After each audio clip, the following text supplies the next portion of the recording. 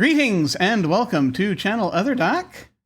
Hi, we're alive. I'm Jim. I use he, him pronouns, and this is our short campaign of Dune, Adventures in the Imperium, a game by Modiphius Entertainment that adapts the universe of Frank Herbert's Dune series. My internet took a vacation away from me for about a week, and so we were not able to do this last week.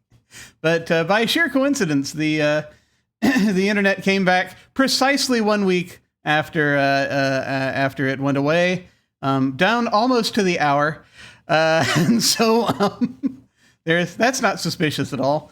But we're going to go ahead and say hi to everybody as we get this thing started. Finally, find out who we are and who we're playing, and we will start with Lynn. Hello. Hey everyone, I am Lynn, Gremlin Art, she, they, and are we interested in our character stuff, or is that for later? Oh yeah, just say who you are and the character you're playing. Anything you want to say about your character? Yeah, and I am playing Talus Shadow, she, they, the mentat and assistant to the consort of the house. Excellent, excellent. And now we will head over to Jen. Hello. Hello, I'm Jen, and I am learning how to play this game. It will happen by the end. I'll know what I'm doing. And I'm playing Hunter. I'm a smuggler. Yeah, I do bad things for bad people. Yes, excellent. Good. And now next, we are going to head over to Janie. Hello. Hi, I am Janie. I'm playing Esther, Air. Yes. Awesome. And now let us head over to Nick. Hello. Hello there. I'm Nick, and I will be playing Silas Chin, the bodyguard to the heir. Yes, good. And I am going to be playing Nero Ionos Versai. He's the Spacing Guild representative, who is stationed with his family, and also happens to be part of the family. That's the added bonus there. Before I hand things off to our GM, as a reminder, like we do with other games on this channel, we're going to be using the X card, the N card, and the O card. If we hit something that's crossing a line for one of us, any of us can type an X in the Zoom video chat or anywhere else, or hold up a card or make an X symbol, and we'll back up and do something else. If something happens that we're okay having in the game, but we don't want a graphic description of it, we can type an N in the Zoom chat and we'll fade to black on it or put it behind a veil. So it'll be there, but we won't go into detail. Finally, if we're exploring a topic or an area of roleplay that's particularly intense for us, but we want to keep going anyway, we can put an O in the chat to let us know we're okay and that we're all good to keep piling on the drama. Something else we can do is put an O with a question mark after it if we're moving into a difficult topic, or we say or we do something and then think, maybe that might have been a little too much. Then everyone else can respond to that again with an X, an N, or an O and let us know if we're still doing okay. We're also using the pause. If any of us needs to take some time, we can ask for a pause in the game while we discuss things, or just take a break for as long as anybody needs. As a reminder, just a few content warnings. This game may contain references to violence, betrayal, drug use, imperial oppression, body horror, colonialism, worms, hallucinations, thirst, and starvation. You can see that at any time in chat by typing !Dune CW. And then those content warnings will pop up. They'll also be coming up regularly on rotation, so you'll see them from time to time. They're in the chat.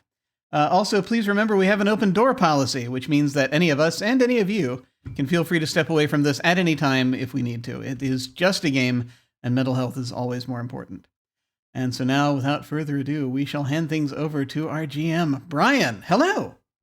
Hello, everybody. First thing I want to do is thank each of the players because, this takes time. This takes energy. This takes away from the other stuff you're doing. And it's fun, but, it's a commitment. And I want you to know I much appreciate you coming and playing this game because I've been wanting to run this for a long time. And I'm really happy that this is coming together. And also, having already like worked with all of you on building the world and building the characters and everything, I am really excited to see how everything comes together, because this is going to be a really cool collection of just stuff kind of smashing into each other.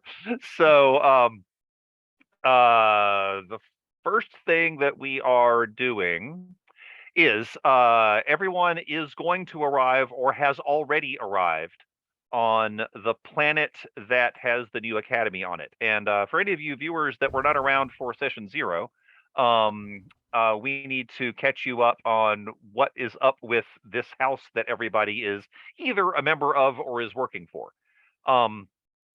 So the house is Versai, and they are based on a planet of the same name. They are one of the older houses. They run they have other things in their history, but these days, and for as long as anyone can really remember, what they've done is they've run an art academy. They've run an art academy on a world called hang on, I have it here because we just thank you. It is Larissa because we just named it. So on a world called Larissa, It and that explains it all. yes, yes, exactly. So that is the academy that has been in existence for centuries. It is when people think art academy in this universe, that's the first thing they think of. Recently, the house has been upgraded from house minor to house major, which almost never happens. What that means is they now have control of yet another world, and they have already established a new academy on that world. So one thing that's going to be kind of cool about that is everyone is arriving on the world with the new academy. So the situation we have here, world is called Yahiri, by the way. And it is mostly ocean with a few islands of various sizes peppered around it, and floating cities. And well, we'll just see what else is under the water later. But right now, what we've got is, like I said, the new academy has been established. New buildings have been created, or buildings that were already part of the old guard that has been, let's just say, is no longer on the world. And we may have some more details about why that is and where they've gone later. But things that they used to occupy are now, most of them are academic buildings, buildings for purposes of training artists of various kinds. So what is going to be interesting about that is it hasn't officially opened yet, but they are doing training. They are teaching classes. The official opening, the grand opening, if you will, is going to be marked by a gala that is going to be attended by the High Chancellor, who is the ruler of the house, and their consort, named Vivica. And when both of them show up to something, it's a big deal, because one of the other things this house does is throw really good parties. And if you want to throw a really good party, what you really need is you need someone from this house to help you out with that. And the higher status person you get from House Versailles, the better your party is, and the more you rise in the social ranks. So obviously, all the important people from Versailles are going to be at this party, which means that all of you, in some manner, are here because of that. You are all important parts of the house. You are important agents. You have different things that you are specialized in, and for that reason, you have been asked specifically by the High Chancellor to come here and prepare everything for the gala, to make sure that it goes off without a hitch and everybody knows how awesome your house is. So we're going to go around and ask what each of you is doing on Yahiri for exactly that reason. And I think we have to start with the heir, because I feel like you might have been here a little while already. Is that true, or did you just arrive? No, I've been here. I'm just really confused. There's too much to remember. There's a lot of stuff going on. Yeah. I'm probably just, if the consort is not telling me what to do, I'm wandering aimlessly. Okay, the consort would have given you some instructions, obviously. So let's see. She would have said, well, the first thing that she would have said is to make sure that. Well, actually, she was probably annoyingly vague about some things. So the initial stuff she probably told you, at least where other people could hear, was we need a presence. We need you to be be there, and we need to make sure that everybody understands your place in all of this.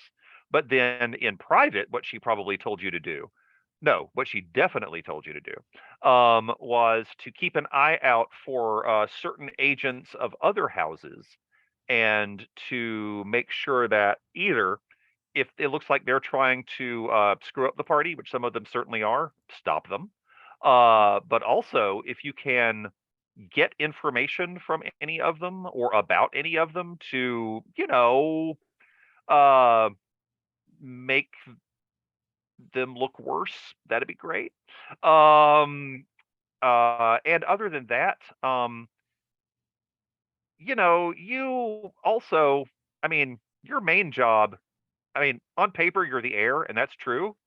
But, your main job is often to steal stuff, as I recall. So, Yeah, I can do that. yeah. The rest of that stuff, it went in one ear out the other. Yeah, exactly. So part of it was code, and part of it was her just coming out and going, here's a list of people and stuff they might have, and if you could get these things, do it. And if you can, I mean, don't get caught, but if you can also steal anything from this list off of this list of people and make it look like someone else did it, that's the best. Try that. That kind of thing. But other than that, a lot of what she's doing is just telling you to to be here to sort of be her representative right now, and also really to supervise, make sure that the people that are running this aren't doing a bad job, that kind of thing. That's what's on the surface. I could totally steal stuff. Yeah. Oh yeah. See, that's what's on the surface. But what she really means is, I need you to steal some stuff. So, now to that end, there are some dignitaries from other houses have already arrived. One of the reasons for that is that space travel between systems, if it requires like actual faster than light travel, you kind of have to do it on the guild's schedule, which means some of them had to arrive really early. Now some of them may have wanted to arrive early to try to make things go poorly for you. But that also means that you can scope out what's going on. You can get already get eyes on some of the members of other houses, figure out if you can in fact well, here's the thing, like they aren't going to carry too much stuff that you want to steal on them, but they do have to fly ships down here and land them, and those ships have great stuff. Those ships have all kinds of cool things. So just FYI, I'm just throwing that out there. You might want to look at the ships. And we could do some more details about that, but what are you doing? What, if anything, are you doing? And if you don't have anything specific, we'll come back. But I would just probably going to a lot of the people on the list and asking if I could draw them or sketch them. Nice. Okay. And I'm scheduling everything. Okay, good. Yeah, I like that a lot. I'm not actually going to show up. Right. But I want to make a mess of scheduling. There's like 3 people I want in the same place at the same time. I'm nice. going to make a scene somewhere else that like I showed up and nobody showed up. Yes. I like this a lot. Oh, I love it. Yeah. So that way you know where they're going to be, right? And because this is your party, they wouldn't dare not show up at something you requested. So that's awesome. Maybe I'll draw one person or try to, and then like wander off. Yeah, just every now and then make some sketches. Just to kind of keep the illusion going. I like that too. Well, I think I have to go to Silas next because I can't imagine you're anywhere that the air isn't. So, Yeah. what are you doing? Yeah, I will obviously be there at the same time. I think I will just probably be trailing the air all over the place and just keeping an eye on it. Also, I think at some point I would have gotten hold of probably the guest list of all the people that is coming over to the house and sort of like, just go through all the names, especially focusing on anyone who sort of like has beef with us. Yeah. Which is a moderately long list. So yeah, you've got some work in front of you on that one. Yeah, and also any names that are unfamiliar. So that is like, maybe fake names or like good idea. Other parties and then just research all of it, sending out to my underlings if I have any. I don't know. Yeah, you've got some people. You've got agents that you can send to do the more menial tasks. Definitely. Yeah. Got it. Okay, so anyone that I need to keep an eye on. Okay, got it. Hang on, I'm just making a couple of notes so I remember to come back to that one, and also to come back to that excellent just scheduling spaghetti that Rose is doing. I love that. All right, so hang on.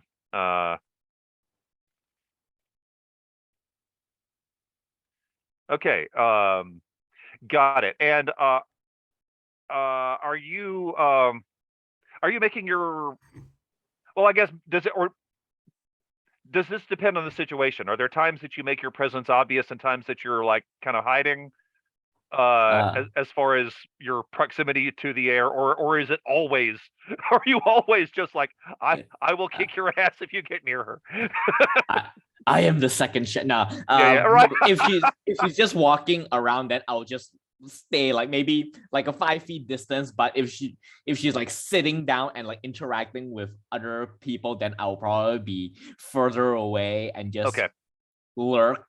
Like they know I'm there. Oh yeah. Not looming. Yeah. But your presence is known. Can it be like she's visibly kind of all over the place? Like you're trying to keep up. Oh yes. Yeah. It is a perpetual headache for Silas. I would just be walking, turn the left corner, look behind, and they gotta backtrack. Yeah. Silas is in really good shape. A lot of cardio. Okay, excellent. Well, I'll get back to both of you soon.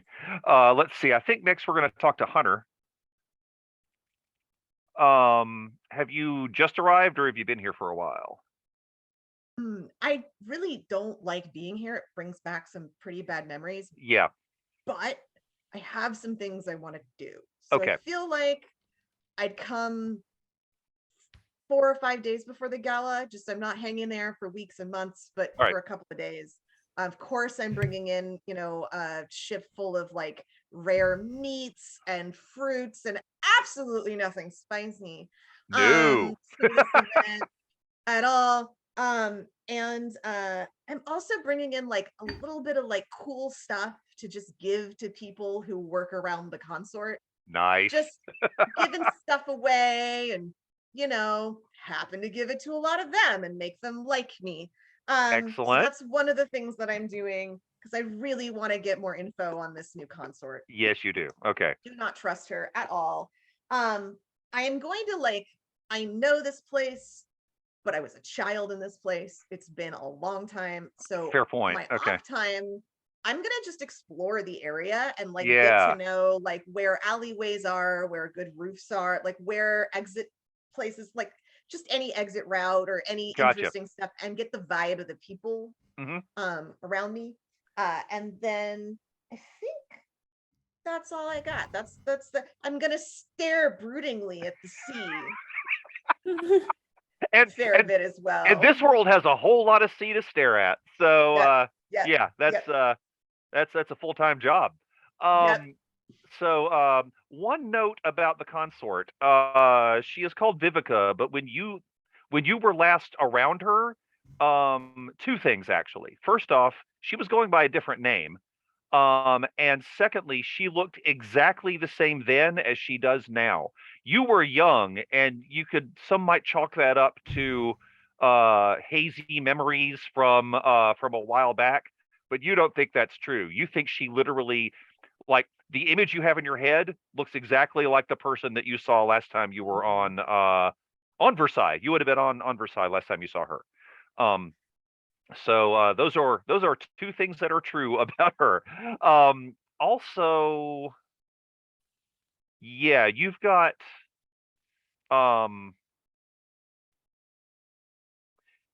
you are in a position where you do have a fair amount of latitude as to where you are and what you do. So I'll come back to you on specific things that you're looking for. However, is there a specific thing you're working on, like, first? That you'd like some more information on when I come back around? What's the vibe of the people around who are not the nobles? What's the vibe of the servants? What's the vibe of the people in the city? I will get back to you on that, but I'll make That's a note. technical term. It is. The vibe. It is. Okay. I will let you know when I swing back around. Thank you. All right. So now I think we need to talk to Talus, our Mentat. So again, same question that I gave to everybody else. How long have you been on Yahiri? She probably got there ahead of the consort as the consort's representative, just to make Yeah. sure like everything is set, everything is going according to what they want. Gotcha. So your tasks in a lot of ways are really similar to what the heirs are. You're just kind of approaching it from a different angle, obviously. Yeah. She's probably also the one that's giving the heir like these like the itinerary notes repeatedly, like annoyingly, probably like coming up like this is Oh the yeah, one. yeah. No, I just steal. That's all. Yeah, the schedule. I can't imagine Talus has anything written down. The schedule's in your head, right? Yes, like, It's just- I think she like writes. I think she just like writes it down because like for for the non-mentats in the crowd. Yeah. Yes, this is the new one. This is yes. And Oh, that's a good point. Every now and then something will change, so you have to do a new one. So you've been here. You've been here actually maybe about the same amount of time as Hunter, possibly. mhm. And you've got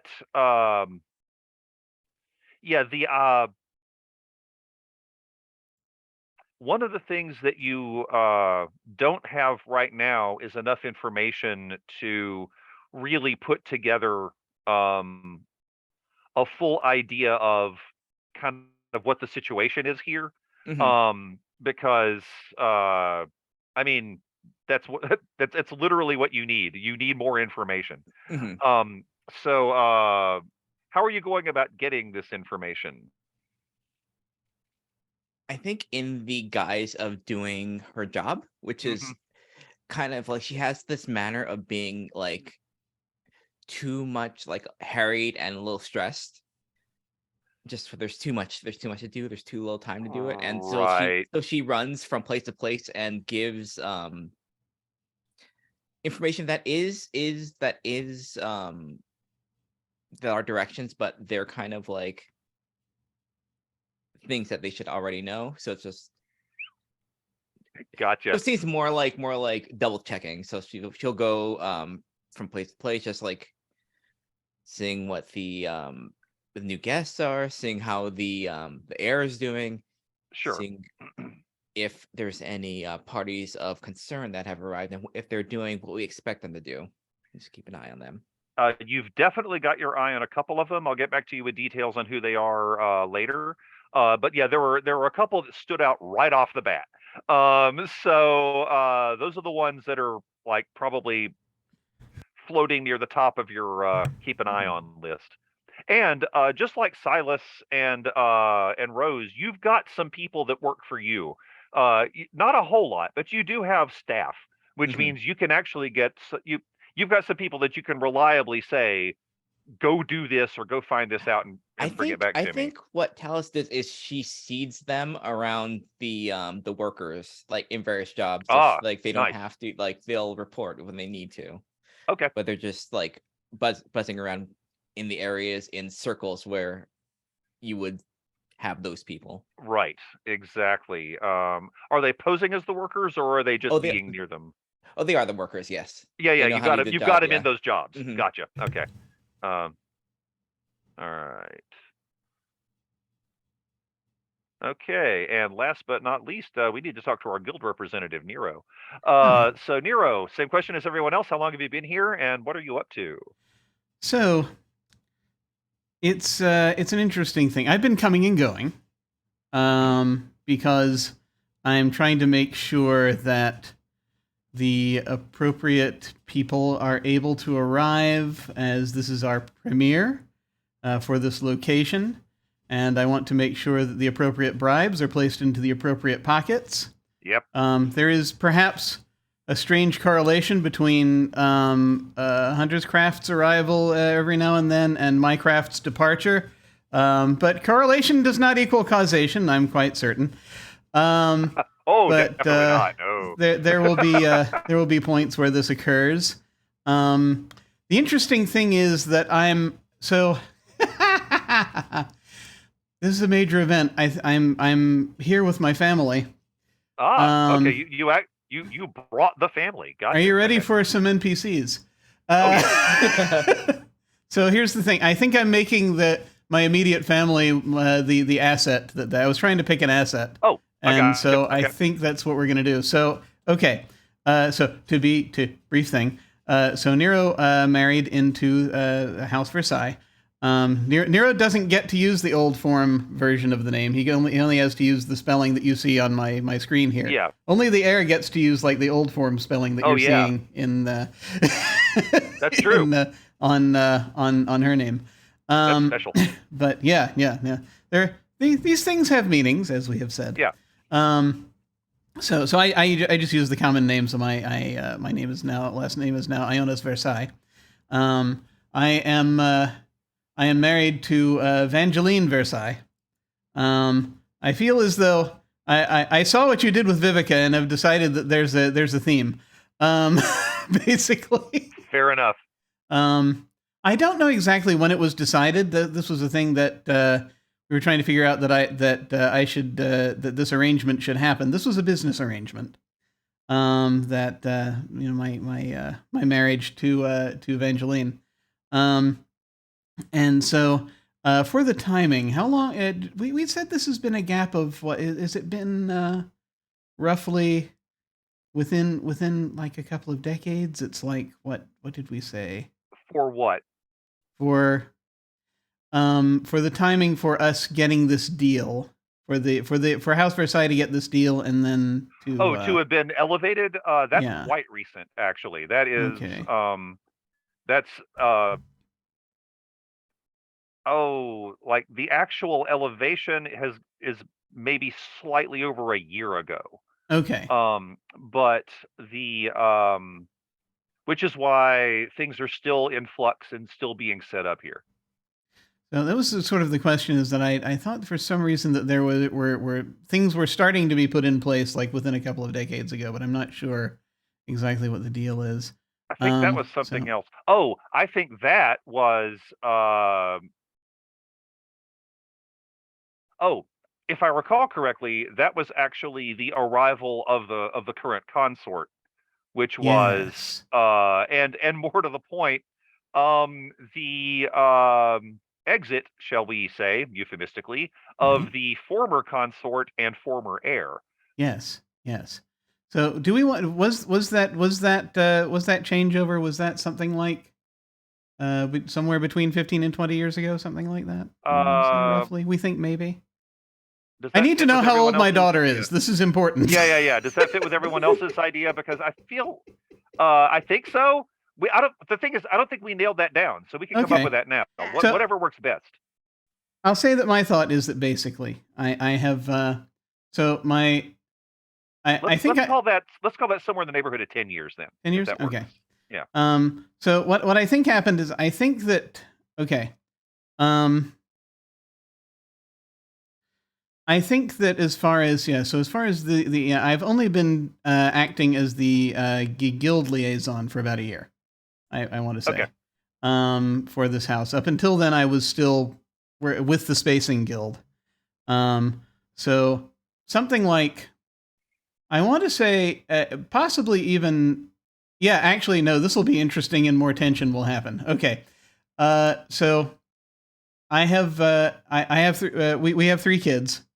Okay. Evangeline and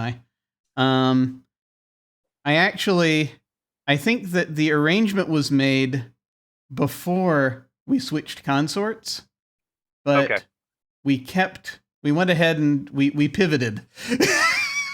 Gotcha. All right. as needed. So I think Alexis is 15. Okay. And Jordan, my son, I'm going to say he's actually closer to like 10 years old. I was going to How say do you he's spell that? 12, but maybe he's not quite. And then my youngest son Zos is about 7 or 8. Okay. And how do you spell the ones that are not Alexis? Jordan, that's Iordon. Got it. And my youngest son is Zos, Zoss. Got Now it. Okay. they have all been trained from a very young age to do all manner of things. And like most marriages, official marriages in this family, it is something of a partnership. It is a business partnership. Mm-hmm. So Evangeline and I support each other with what she does, with what I do and what she does. I am the outside contact. She is the inside contact. Gotcha. She basically works on things. Basically, I've said that my family has they've been trained variously, and we can decide who gets what whenever at information gathering, theft, assassination, and distraction. Right. And various things of that nature. They do more of sort of the direct, shall we say? Some folks might call spy work. And I'm more the outer facing because, of course, I'm a guild representative. Makes a lot of sense. Okay. That's kind of the deal. So I have been the upshot of this is I have been away and coming back and forth on transports to try to set all of this up. They have been on the planet helping to set things up and run interference. So you dropped them off early and then Yes. went back and did a bunch of other We stuff. showed up Okay. for like the pre-party setup thing. Oh, yeah. And Evangeline and the kids stayed behind to enjoy the beach and subsequently start yes. cataloging, the people showing up as they come in and Gotcha. making alliances, making friends, figuring things out, Okay. taking note of things, sort of taking great interest in the invitation spaghetti that Rose is doing, various things of that nature, and Right. and mostly we're geared toward as geared towards trade and toward the whole transportation thing because that is what we do. Absolutely. Yeah. Okay, gotcha. Well, one of the things about worlds like this is that almost each one is officially ruled by a certain house in some manner. But you often find members of other houses in residence on those worlds for various reasons. For example, one of them could be a guild representative. One of them might be some sort of merchant. If the house is of a certain type, they might just have a representative there to do a thing that house is known for. One of the things that is happening, and Rose, you are getting a whole bunch of invitations.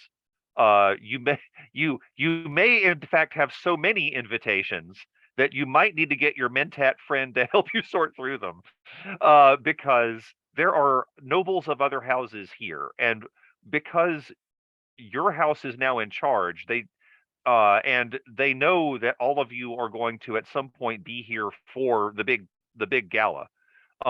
They are inviting you to their places, I mean, really mostly just to try to curry favor with you, to be like, hey, look how great we are. Don't you want to be our friends and stuff? So you literally have uh you have you have conflicting invitations. You have invitations, that are literally happening at the same time. Uh, and every one of them is going to have some kind of gathering. In some cases, it's a dinner party. In some cases, they might be putting on a play, or uh, inviting some sort of entertainment, or they could be having a dance. Different reasons to get you and other prominent members of the house, but mostly it's you, to come over, and like I said, they're trying to get in early, to yeah, they all want something. Can I graciously accept all of them? I mean, you can. What's your play though? Once the the two or three that are happening at the same time occur, what do you do at that point? That is when I ask for help. Okay. But when I get them, I'm going to graciously accept all of them and be very, very excited about going and make plans with the people. And then I'm going to ask for help to figure out which one is more important. Interesting. Okay. Honestly, yeah, best person to talk about that would be Talus for a few different reasons. So yeah, you've got now some of them you can actually just attend, and they don't conflict, but you have multiple vectors of them being at the same time, and like at different parts of this. Well, actually, in a couple. Oh wow, this is actually even worse on this world. In some cases, like in different cities, and these cities aren't just far apart. They're far apart, and you have to get on a boat to go to them, because one of them is on a floating city that literally changes location sometimes, and then you've got another one that's like it's a fixed city on an island, but it's the travel is not short. So My idea is to have this reputation of being super nice, but really unreliable. I love it. Yeah. Okay. Don't go where it's not a surprise. I'm not suspected of anything because they expect me to. Yeah, you've already sort of set yourself up as this kind of person. The persona is in place. I think you're good. Let's see. Now one of the ones that you will definitely want to accept is Talis, I'm just going to put words in your mouth on this one, because one of the ones that you will definitely encourage Rose to accept is that House Carino, which is the Imperial House. They do have a presence on the world, and no, the person that's here is of the Imperial House. They are a cousin of the Emperor themselves. However, they are not particularly highly placed, but still, you don't want to snub a member of the Imperial House. And that one does conflict with in fact two others. You can yeah, I'm trying to think. Yeah, we'll see how that plays out with not showing up at the other ones, unless you want to try to make one of them. You could conceivably do that. There is another house that is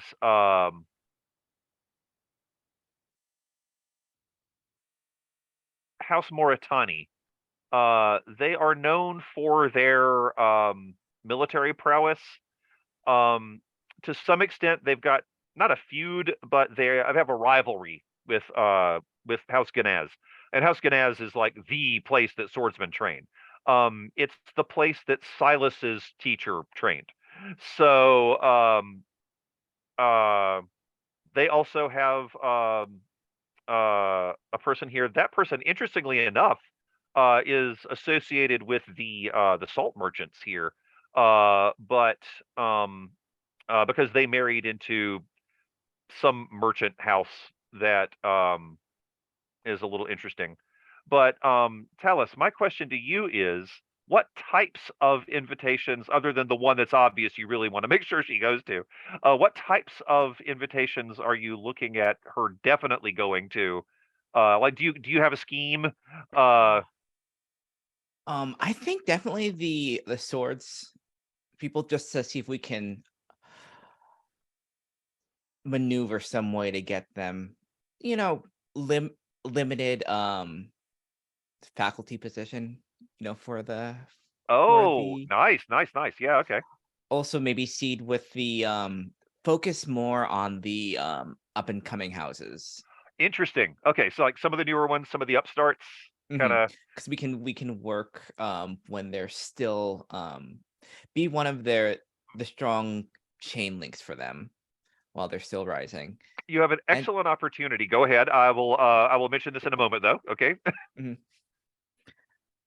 But yes, and then but be sure to we'll do the thing of it may create a bit of a headache for me, but maybe have we'll have a few of them be clerical errors. It was no error on your part. There's no snub, but just things come up. Errors, Absolutely. You got a kind of unreliable heir who likes to double and triple and quadruple schedule. Quadruple schedule, but well, we can kind of like cushion that a little bit by like maybe like the people setting like maybe Talus can take of like implied incompetence a little bit just to save face. Right. Oh, that's good. Yeah, you could actually kind of double down on Rose's persona. You're like, I just got confused.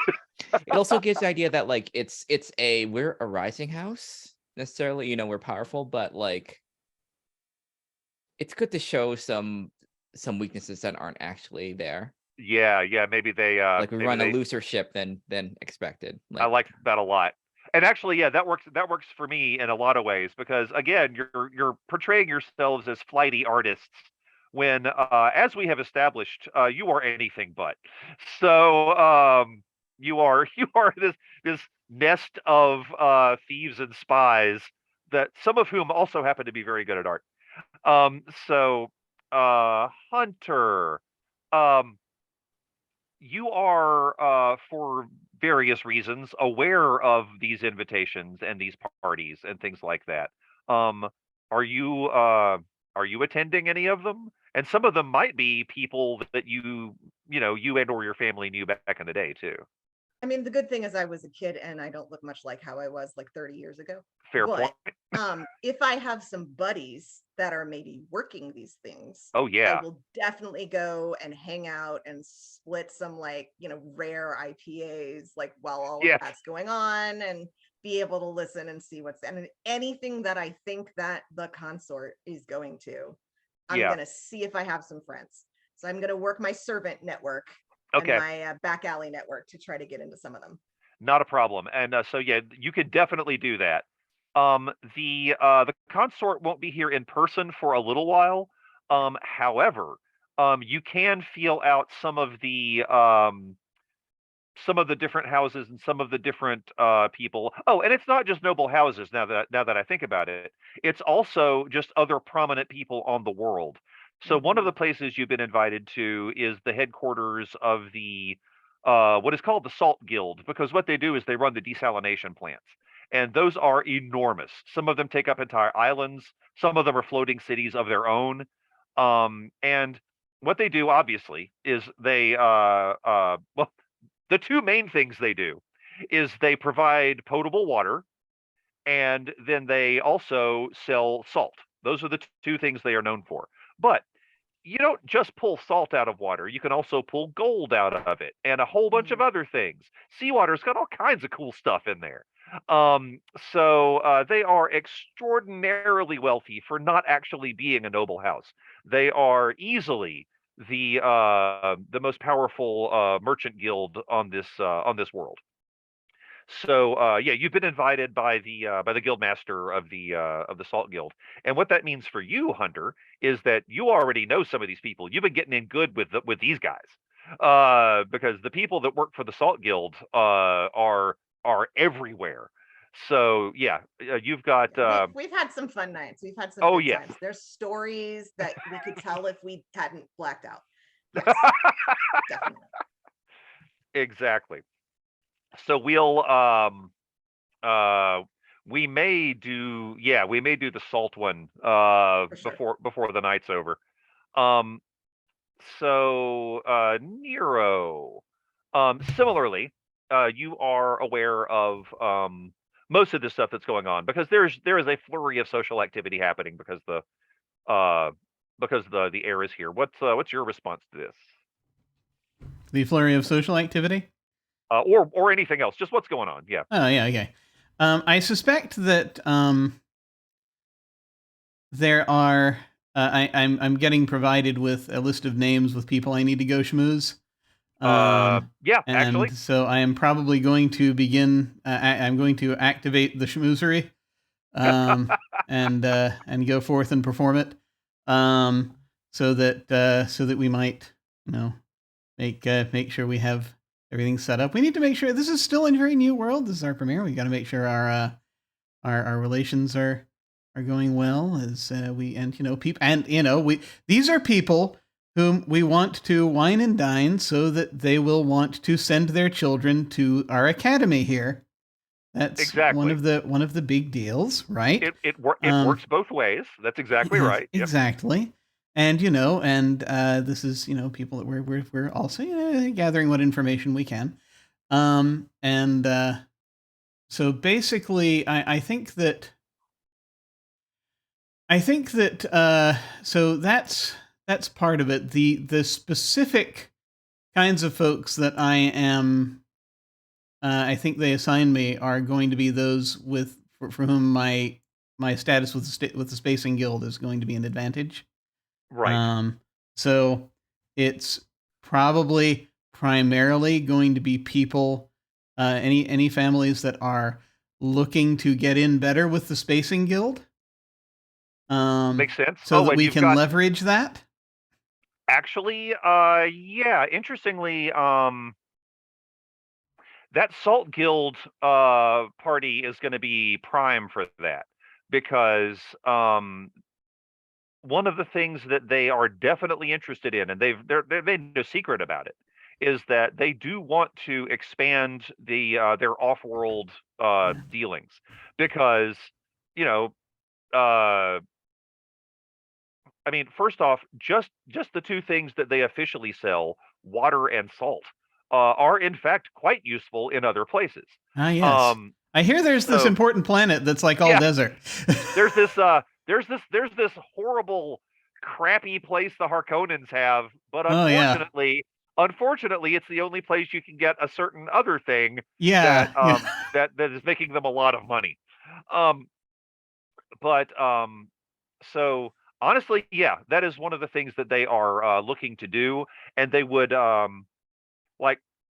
they're doing pretty well with making the deals with the other houses and the other worlds. What they'd really like, though, is a discount on travel, please.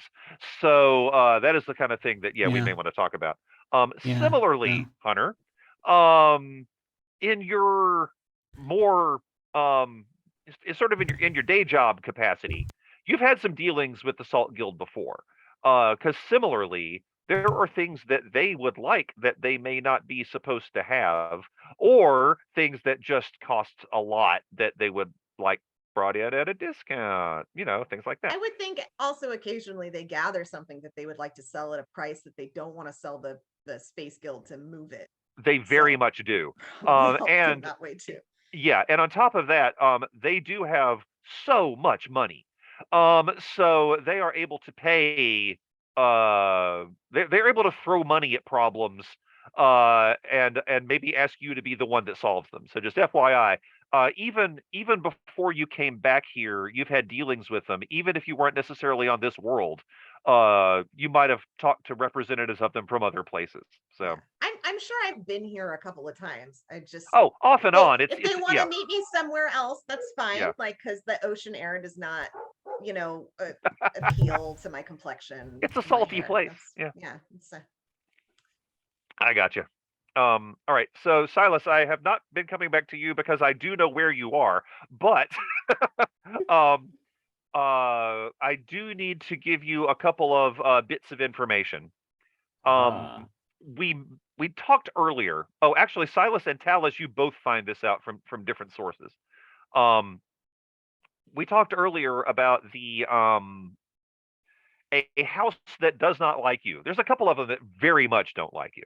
And there is one that is it's a major house. They are they used to be the social directors of the universe, and to some extent they still are, but your house has supplanted them in the minds and parties of a lot of other noble houses. That house is called House Procyon, and they have not declared full-on vendetta by any means. It's still a rivalry, but it's not a particularly friendly rivalry. And they do not have an official presence on this world.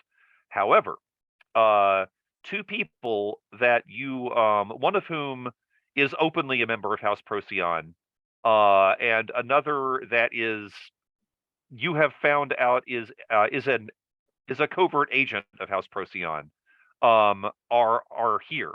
And you know that the one that's like openly a member of Procyon is definitely going to be at the Salt Guild gala.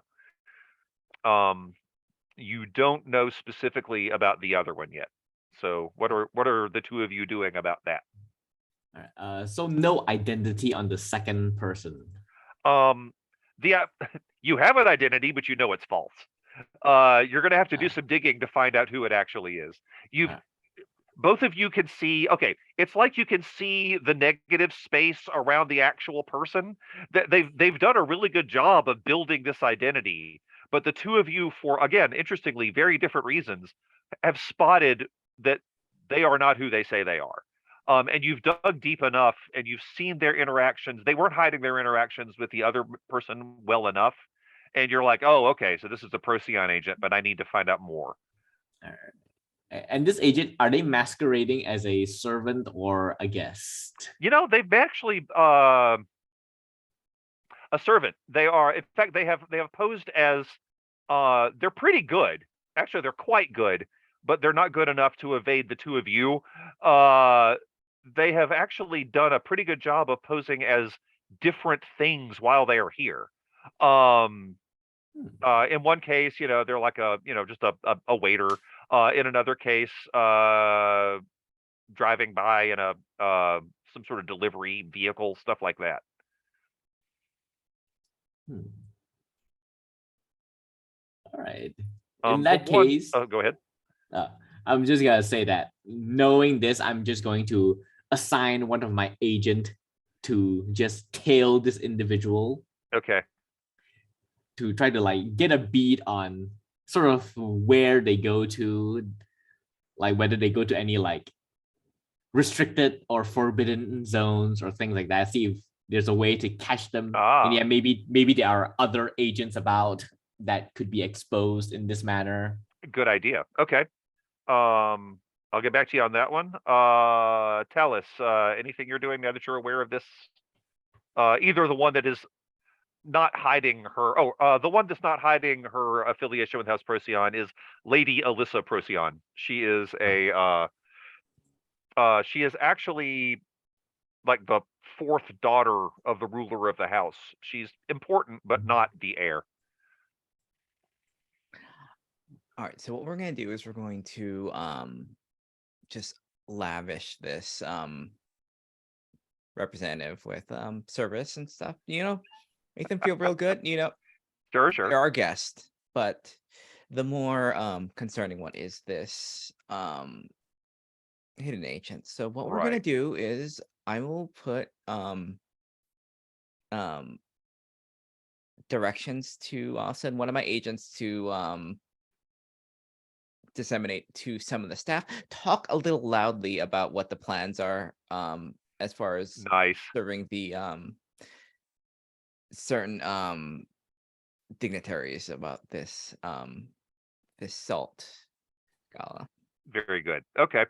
Yeah, making sure an attempt to direct. I like it. Does either of you let the air know about this?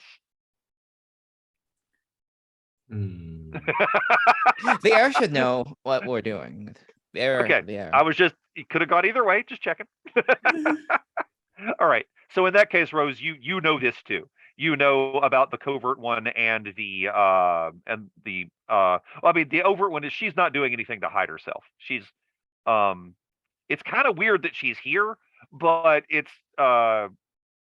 she's just, walking around doing her thing.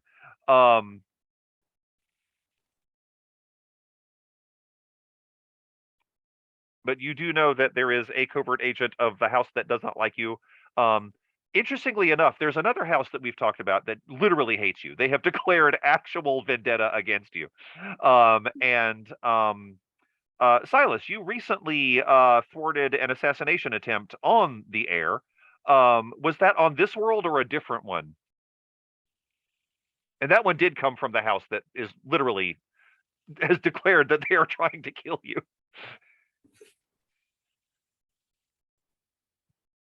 Or actually, Silas and Rose, you could discuss this. Was that here or was that somewhere else? I will say somewhere else. Okay. Because otherwise, this entire place would be on lockdown. Fair enough.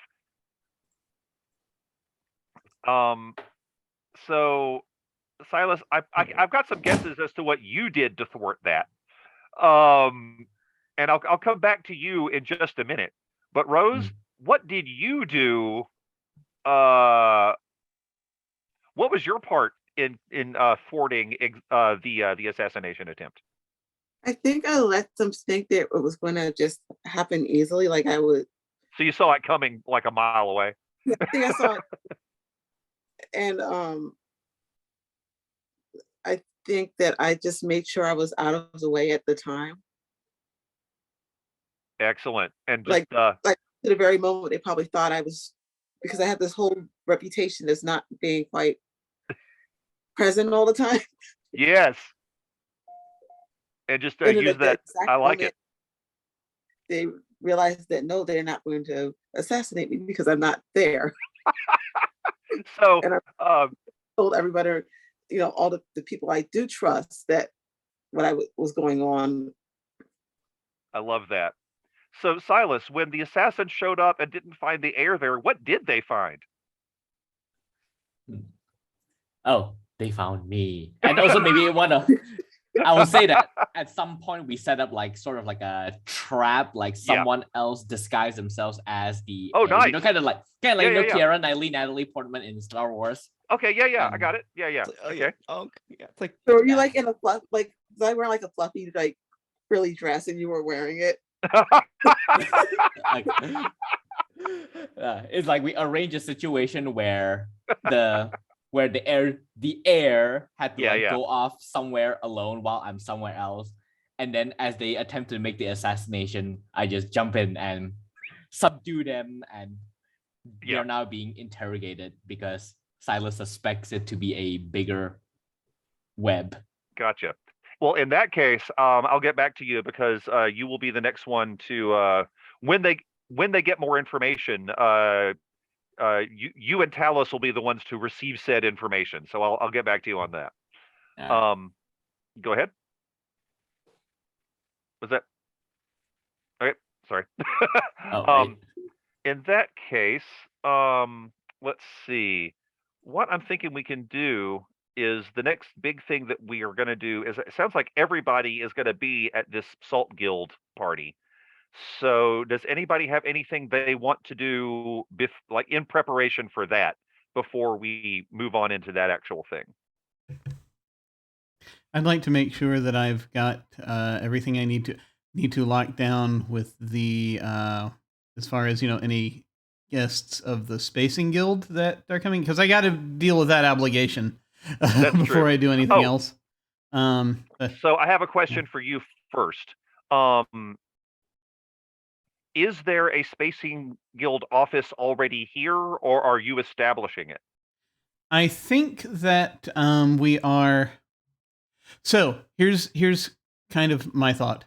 Part of my thought is that part of the reason that I got brought into House Versai in the first place is because my original house, Ionis, they build ships. I think that was kind of the deal. So we already kind of had a relationship with the Spacing Guild even before. Yeah. And so I think that maybe we have already got a shipyard here. I like that. Okay. But the guild itself, I think so there's been an informal guild presence through that, I think. And I think that my being brought in, I think we're creating a formal guild presence. And so I think we're in the process of establishing, I think we're in the process of setting that up, but we kind of, how do I put this? We started laying the cables early, basically. We started setting things down. Yeah. Early for that. You had some time to know you needed to, so that makes sense. Yeah. All right. I like it. Okay. Anyone else got plans for what you want to do before the Salt Guild party happens? Provide checks. Just how are people doing in the city, the common folk, and how are the servants around our area, around the area of Versailles? Some of them actually there's a song that a lot of the sailors sing, and the gist of it is that rulers come and go, but the sea is eternal. So a lot of them have that attitude. They're just like, meet the new boss, same as the old boss. That is sort of the general attitude among the people that are on the ground doing actual work here. However, you do have some people that do seem particularly loyal to the house that just left here. So that's those are interesting to note.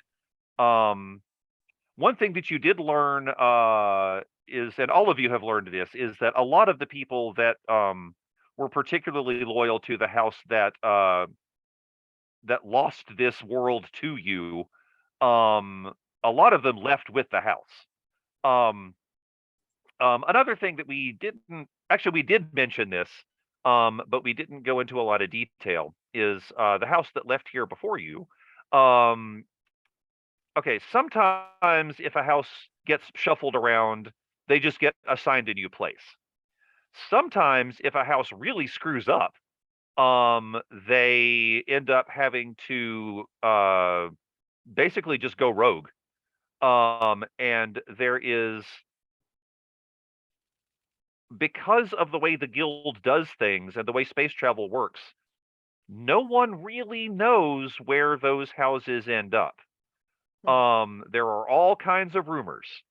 But the thing that is known is that the houses that just go off do they are almost never seen again, for whatever reason. And that's what's happened with the house that left here. They fled. They had to just go. So whatever happened, your house did something that particularly pleased the Emperor, and the Emperor was like, "Hooray, you get this planet." Also, guess what? You guys that pissed me off, you no longer have the planet. Timing is pretty good on that. So that's what you're facing right now. So, but Hunter, you have run across some people that are still a little, I mean, not happy that about what happened to their old bosses. They're the minority, but they do exist here. And that's the house that took over after my house. That's the house that, yeah, that's the house that, ago. yes, that's the house that kicked out your house. Now, one other interesting thing is every now and then you still see emblems from your old house. They are not prominent. A lot of times they're like stuck behind a door or worn extraordinarily subtly on a pattern on someone's clothes, but you do see them. Okay. Take a note of those places for sure. So that's the general vibe you get is for the most part, people are scoping out the new rulers just to see what they're going to do. And a lot of them are just like, whatever, I got work to do. If they get in the way of that, there's going to be problems. But if not, that's kind of what you're facing. But again, you have made note of some people that are not exactly sanguine about this. They're just like, they're focused on other things. Anyone else got plans before the Salt Guild party? Is this a an event that the consort's going to be at, or is it going to be one that the heir is going to This be is spearheading? specifically for the heir. They have invited the heir because they want to curry her favor in probably in hopes that the consort will also look favorably on them once she arrives. Yeah, and I think if it's okay with Esther, Talis will take up the temporary role of like assisting them, just kind of like being an advisor. So it's like, like basically a walking like planner, basically. Yeah, I like that. And I think my character is she's going to make sure she knows how to get out of the room if she has to, or where to hide. Yeah, you seem like the kind of person that counts the exits as soon as you enter a place. I got it. Okay. Mind if I do something? I have a talent for when I enter a scene. So I'm going to use see how I put that if that pops up, passive scrutiny. Yeah. Let me get over to the Roll20. Oh yeah, that thing. Okay. Once we full on start that scene, I will give you the information you need. Yes. And that is an excellent plan. All right. And so Silas, also, you got anything you want to do before the big party starts? I will try to make a note whether this hidden what Halcyon is it? Agent? Procyon. Procyon, yes. Procyon agent is at the gala itself or off doing somewhere. Yes. You know that they will be there. The people that you've put on them have seen that they are going to they're going to pose as one of the servers, just one of the people walking around with drinks and hors d'oeuvres. All right. I'll put like 2 more agents on this person. Nice. Just in case. Okay. And then for Silas himself, he will, like, once the gala starts, he'll just be, lurking around the air, but also occasionally making circuits around the gala, just keeping an eye on things. Okay. Like, watching for any suspicious activities. Sounds excellent. All right. Well, if that's okay, if that's good for everyone, and you feel like you're basically ready to head to the party, if it's okay with you, we could take a quick break, and then when we come back, we'll kick in with the Salt Guild event. All right. All right. I don't mind. Sounds good to me. Okay. All right. Excellent. Okay, we're going to take a quick break. I've got an interview queued up. And then afterwards we shall return and we shall see what awaits us at the at the meeting of Salt. We shall see you soon. Welcome to the break. I am here with Drac, who is here to talk about the various amazing things they do. Hello. Hi. Oh God, you already hyped me up a bunch. Okay. Well, I mean, you quite honestly, it's I find it hard pressed to go out and find someone in the tabletop spheres who are coming off as more awesome as you are currently, to be perfectly honest. But God, I'm flattered. Thank you. It's very cool. It has been very cool and just wonderful watching all of the various projects you've been involved in. I just wanted to, but in case anyone has been living under a rock or otherwise might be unaware, I just wanted to get a chance to chat with you a little bit and see what you're up to and how you came by this. So first off, how did you get into tabletop gaming? Oh, so my story kind of has two fronts, I suppose. Yeah. One is when I learned about TTRPGs in the first place, just what they are in general. And I guess got interested in watching those, specifically actual plays. And the second is when I actually started playing them. And when I discovered TTRPGs first, obviously, other than the like whispers I'd hear in my circles of D&D, I think D&D was like the one that would always come up.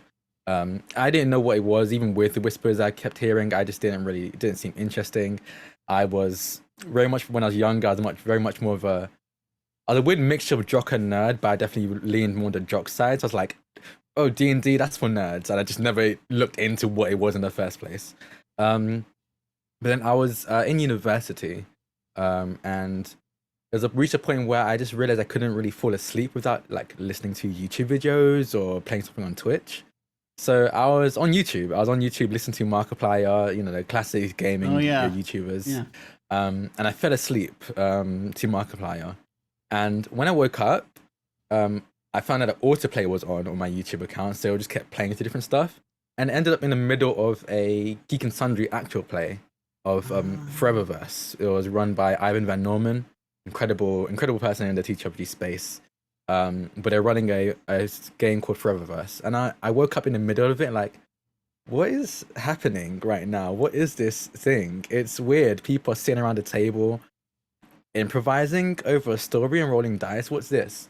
So I watched it and got just kind of hooked on TTRPG actual plays, and so I decided watching a bunch of them. I watched a good amount of them, good like maybe year and a half or so before I actually started playing them. And I actually started playing them when I don't know if you've heard of this person, but Brian Iyengar, Oh I've heard of this individual. There's a small creator in the group, there's a small creator in the space. No, so Brian Iyengar was on a show called Hyper RPG. And they had an actual play called Kolok 1991, and I'd been watching it for a while now. But then Abria joined the cast, I think in season 2 of it, and watching Abria play. It's a black, loud, like there's no way to deny it. They're very loud, they have a presence about themselves. A black, loud woman playing this game and playing it incredibly had me thinking like, I actually want to play TTRPGs now. And I think that's when it really clocked in my mind that up until now, I'd only really seen white creators, like white streamers and stuff like that. Yeah. And so it never really clicked in my brain that there was a space for me in it. So for a very long time, I was just satisfied with watching rather than playing. But seeing Abria play was when it kind of clicked. Like, no, I'm not just okay with watching it. I want to play this stuff. So soon afterwards, I joined my university's D&D club. or TTRPG. It was Warhammer and tabletop role playing games. Yeah. I saw the Warhammer, looked at my wallet, and was like, nah, maybe not Warhammer. Yeah. I walked into a Games Workshop store like just once or twice. The very brief time, and this was even back in the 90s when I was, I very briefly I was in the UK, and I did not realize prior to that point that there were actual physical Games Workshop stores, which there are a lot of them sort of over here too now. But I walked in and just seeing the array of it, I was already intimidated just by the sheer amount of stuff it looks like you have to buy to get into that. Yeah. Sorry, go ahead. It was honestly, I was very lucky. I've told this kind of portion of the story to a lot of people, and a lot of people mentioned how lucky I was to have a TTRPG club in university. Many people didn't. But yeah, so my club was very welcoming and very encouraging.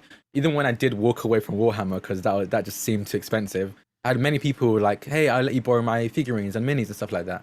I think I ended up just walking away from it because I like owning my stuff. Yeah. But then also having to own it is expensive. So I was like, oh, I can't do that. So I played D&D. I played a one shot. I played pre-gen characters. I think my first character was a human fighter. You know, the vanilla of the vanilla, depending on who you ask. And I loved it. It was great. Absolutely loved it. When I rolled my first die, it was the critic die, and then I rolled a metal die afterwards, and I was like, yeah, I can feel the addiction to dice hitting now, just from day one. I think the very next day I bought my own set of metal dice and nice. started playing my D&D club. This was like right at the beginning, like maybe 2 or 3 months before the pandemic hit. I was playing, so I hadn't really been playing for very long before the pandemic hit. But yeah, I played a campaign where I continued as a fighter, but played as a dragonborn. Because I just love dragons. Honestly, it's kind of where my name came from. And kind of was hooked ever since. Yeah. Excellent. Well, I will say at this point that I was lucky enough to have you on this channel in one shot of Medical Bay 3. That was a game that was being worked on at the time by one of the indie fellows. I'm trying to remember which one now. Alas, there. Yeah. The Medical Bay 3 was put together by. Let me just make sure that I have that. No, Googling it does me no good. I'm so sorry if you happen to be looking at this and you're the designer of Medical Bay 3, but I'm afraid it has dropped out of my brain. But as to who put it together. But in any case, it's folks can go back in the various videos and find them if they so desire. It's a couple of years back. And it's just basically it's a medical drama in space. Yeah. And it was so fun having you on there. Just seeing it looked like you were taking to it immediately. I had trouble believing it was your first time, I will say. Yeah, no. But it was my first time, and I remember being very nervous and decided that I'd just play a nervous character to hide that. But no, that was my first time. And it worked out quite well. And as I recall, I think your character helped sort of, it just really was, I mean, everyone was contributing, but you really was sort of got into solving the overall problem with the patient that was in there. So that was really cool. Yeah. And since then, you have done many other things on streams. And I'm wondering if you'd like to talk about that a little bit. Yeah, no, so when the pandemic hit, a lot of the games I'd finished one campaign. It was a fairly short campaign. I mean, depending on who you ask, actually, it's a fairly long campaign. We had maybe 10, 12 sessions, and then we ended that campaign and we were starting a new one. This is all off stream. This was with my D&D club, and then COVID hit, and for a while we kept playing in person because we were all quarantining and we were all isolating. We were each other's bubble essentially, but it got to a point where it just wasn't really possible, especially after the holidays arrived. So we all were going back from leaving the dorms to go back home for the holiday. Yeah. So we yeah. tried playing over online through Discord, and considering everyone that I was playing with wasn't really a streamer, they didn't really invest in a good mic or good cam or anything like that. It became increasingly hard for everyone to play. Either mics would cut out or the internet just wouldn't be stable, so it became hard to keep playing. So I kind of turned to playing online with, I guess, for lack of a better term, strangers. Started looking to play on streams and stuff like that, and that's how I found you, Other Dog, and played Medical Way 3. Fell in love with streaming. That's where I met Jen. Yeah. And Jen kind of was the one to be like, "Hey, you're really cool. Do you want to play together more?" And I can't remember for the life of me what channel it was, but they used to be part of a channel, and invited me over to play on that channel as well. And that's kind of how streaming kind of started chugging away for me. I'd streamed before, but not teach RPGs. I tried my hand at being a video game streamer for a couple of times. Yeah, but that was my first time, I guess, performing really on camera, and Jen pulled me deeper into it, and I just kept going deeper and deeper ever since. I think, God, I won't be able to list everything I've done since then, but some of the cool things I've done that have still stuck with me is that I've been on Dragon Talk, which is very cool. I think within the year or two that I started playing, which was just ridiculous to me. I'd been on D&D Live, the show they do every year. I think they do it maybe twice every year, I think, at this point. I'm not entirely sure. But I got to play on the official D&D channel, played with Roll20. I was on a campaign that was on the D&D channel. It's been a lot. It's been interesting and fun, and I definitely didn't see myself doing all of this stuff when I first started. But here I am. And now I'm co-founder of my own channel. I'm being asked to be on other games and interviews that you want here.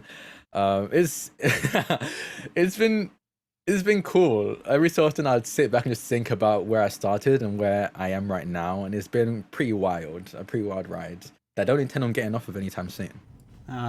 Brilliant. Actually, yeah. Could we talk just for a moment about Friends Who Roll Dice? The channel that you started. What was sort of the impetus getting that together? Yeah. So I will say there's some dirty laundry involved. So I won't give any names or anything like that. Oh. But a channel that I was a part of previously wasn't so great, especially to marginalized folks, especially to women. So a bunch of us kind of decided we're gonna leave and just make our own channel and do better. And I think we have pretty well. I'll be honest. Yeah.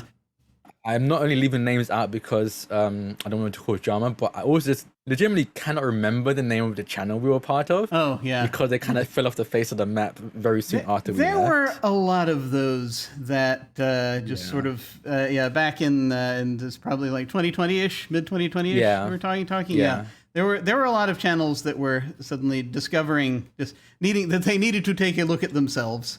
And I think, so that was definitely a thing. I mean, I definitely took a look at myself during that time. I'll tell you that. So that was definitely a point when there was a lot of that happening. So I'm very glad you weathered that and found something. Yeah. I will say, luckily, I wasn't the one who took the brunt of any of it. Good. But a friend of mine was, and once they told me about it, I thought, I'm not going to play with this group anymore.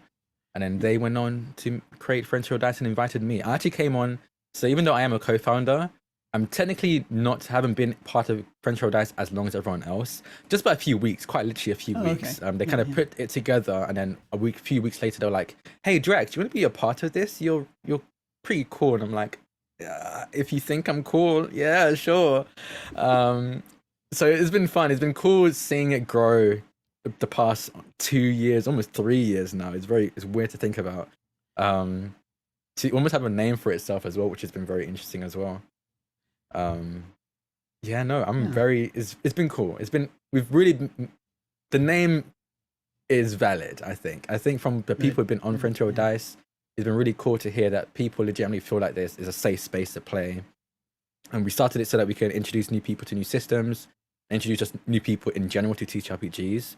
Try to make it as friendly to new players as possible, while also encouraging and keeping veterans interested as well. I think we've been doing a pretty good job of so far. Yeah, I'd have to agree. Definitely, no, it very much gives off the vibe of being that kind of place, and it's wonderful to have. It's wonderful to have it out there. Well, if folks want to find you, if they're looking for you, where should they go? You can find me on Twitter at Draconics. That's DRAKONIQUES. I kind of stream all over the place, so follow me on Twitter is honestly the best place to find what I'm doing at any given moment. I'll be entirely honest, most of the time, I'm not entirely sure what I'm doing at any given moment until a couple of days prior. So you'll be just on alert and just on your toes as I am at any given moment. You can also follow French Roll Dice. I'm not often on camera there, but I work behind the scenes with admin and just charity work and just general event organizing there. Actually, that's my specific job there. God, what else? That's honestly it, other than I guess the shows I'm on. So just follow me on Twitter to find out what show I'm doing when you're watching this.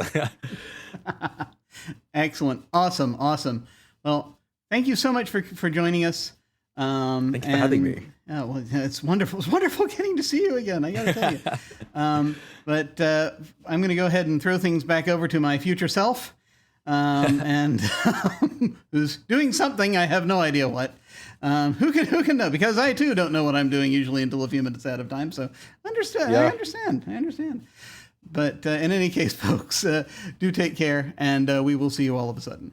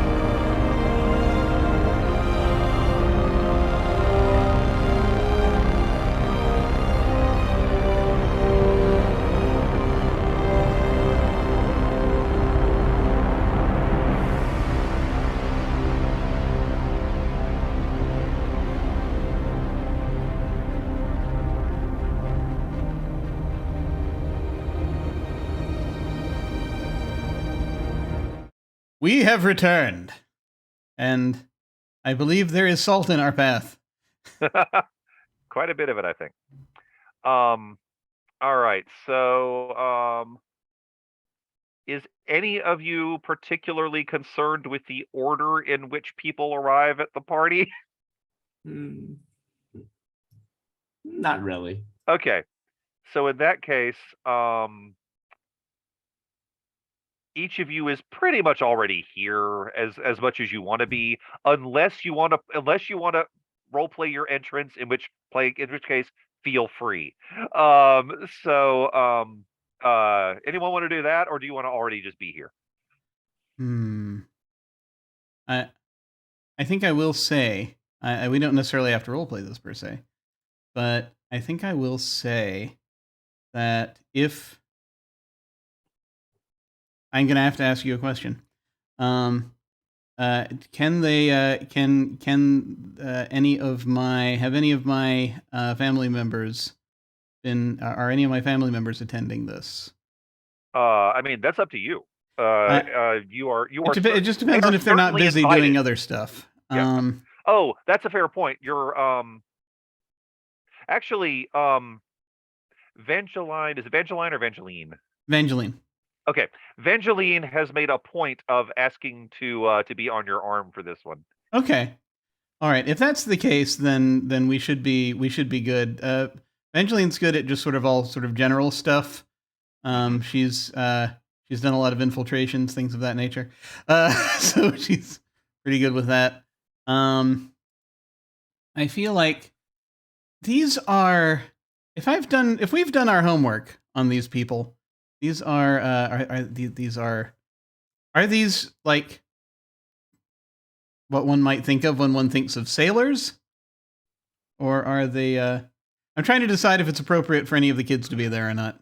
Oh, for this party, yes, it's fine. Okay. This is one of the things that they are doing in order to impress the heir of a noble house, which means that it has a completely different sort of vibe to it than, say, a celebration that's of getting a new contract or something like that. Okay. So yes, it should be fine. There shouldn't be anything. Although I don't know, your kids are a different breed, but yes. We will say, like kids in general, even should be fine here. Okay. Well, if there are going to be like other kids and stuff here, like you said, you've done your homework, and there will be. We'll bring Jordan. Okay. At least, I don't think it's appropriate to bring Zoss because we don't want anything to go missing. He takes somewhat after his mother. But he's also, I mean, he makes a good distraction if we need him. So I mean, it's maybe.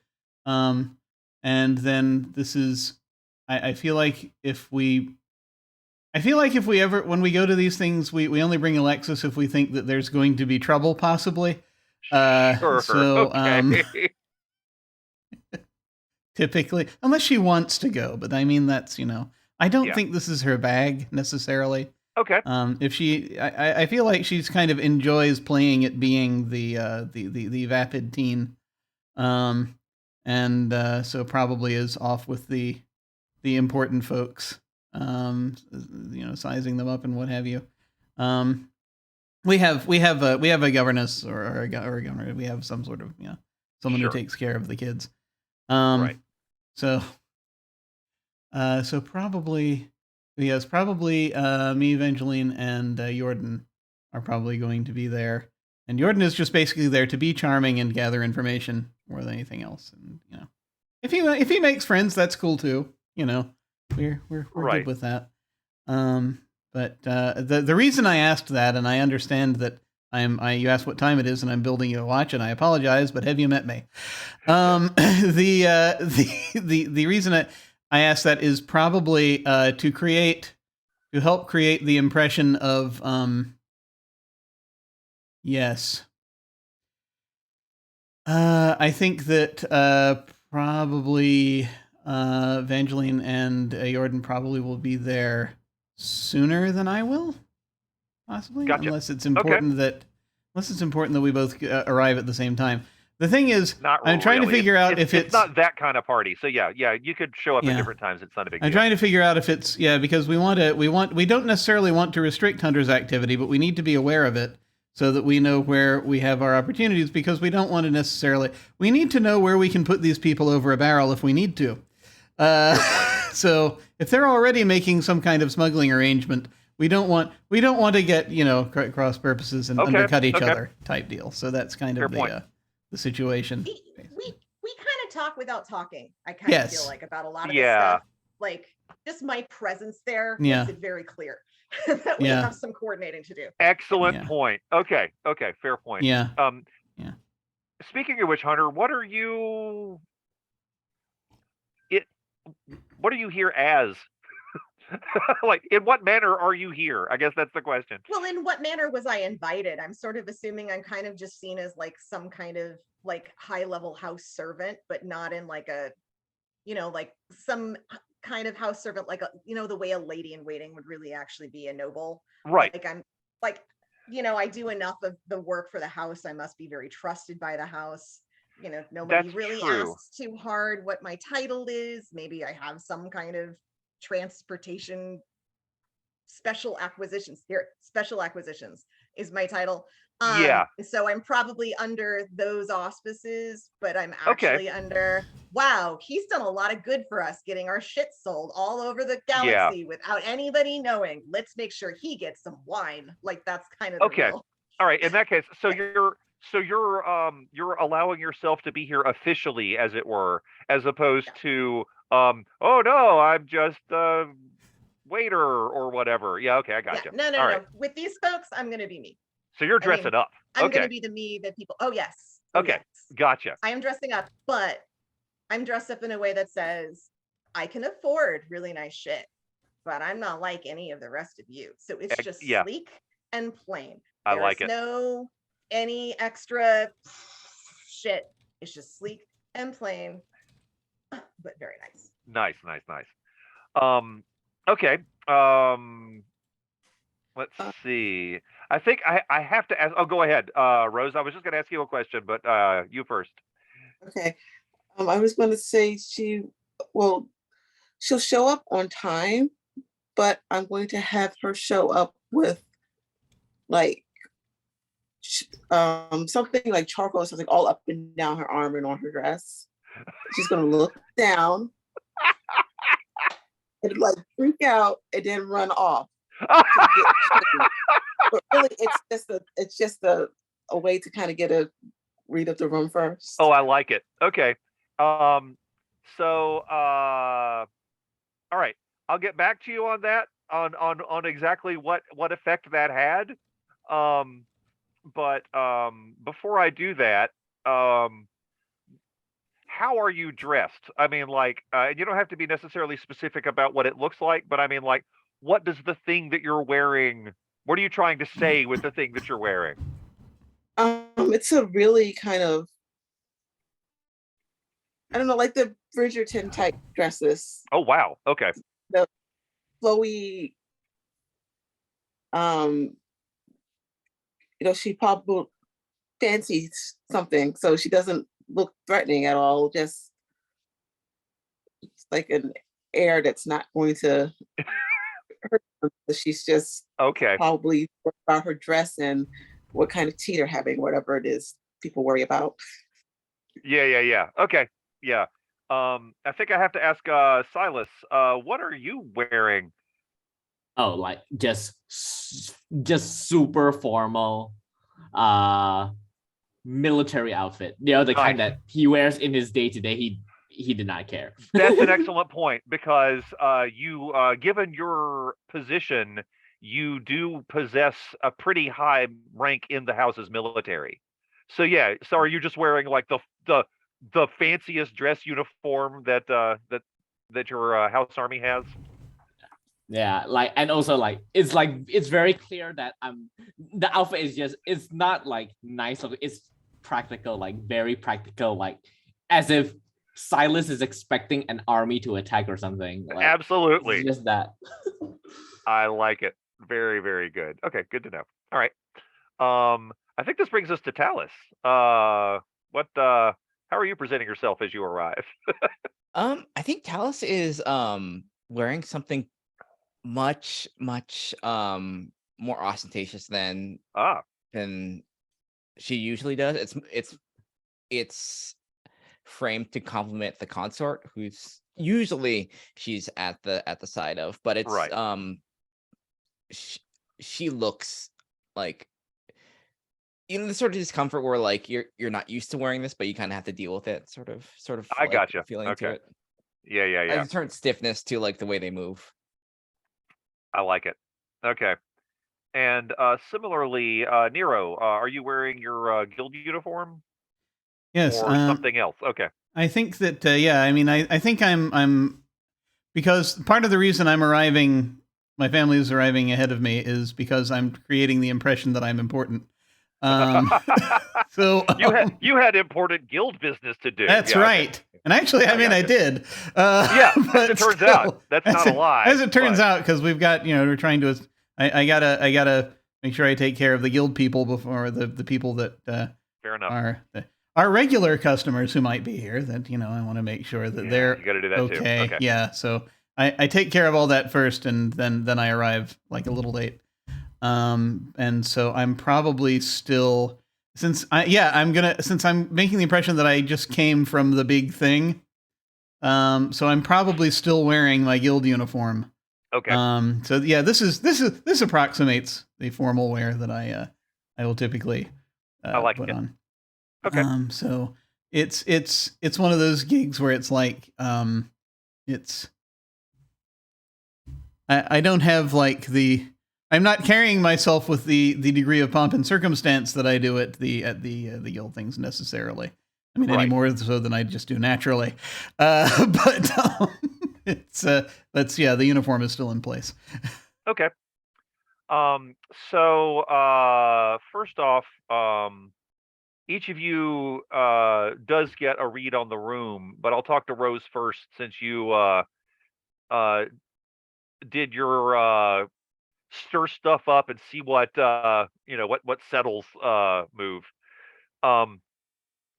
So the first thing you notice when you do your sudden like flight from the room is you make note of 3 specific people that were very interested in your sudden movement to see if maybe they needed to do something in reaction to it. You're pretty sure one of them. Actually, no, you're not sure. I mean, you're not pretty sure. You're definitely sure. One of them reached for a weapon, so now you know where she's hiding her knife. The other 2, definitely you want to keep an eye on them, but you're not sure exactly what was going on there. What else are you looking for, and what information would you like? Definitely want to know about who would have, the knife carrier.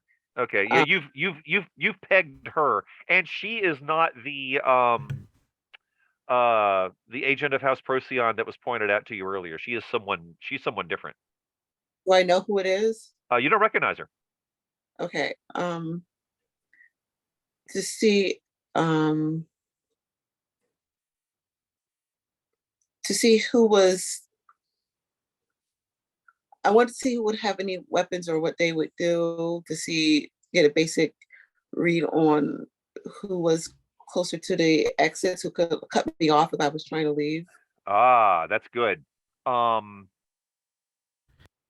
other 2 people who reacted are definitely the cutting you off at the exit type of people. You were already at the exit, so they weren't able to do it. And you get the sense maybe they wouldn't have done it just yet, but they were watching you like that. They were watching you to attempt to restrict your movements. Okay. Definitely. And again, you don't recognize them. You don't recognize their faces or anything else about them right off the bat. And the last thing, was there any other kind of people that looked suspicious? You had a couple of people that seemed to just genuinely be amused by what happened.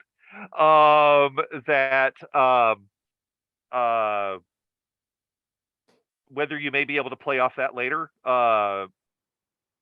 the Lady Alyssa Procyon is here, and she whispered something catty to the person next to her about you.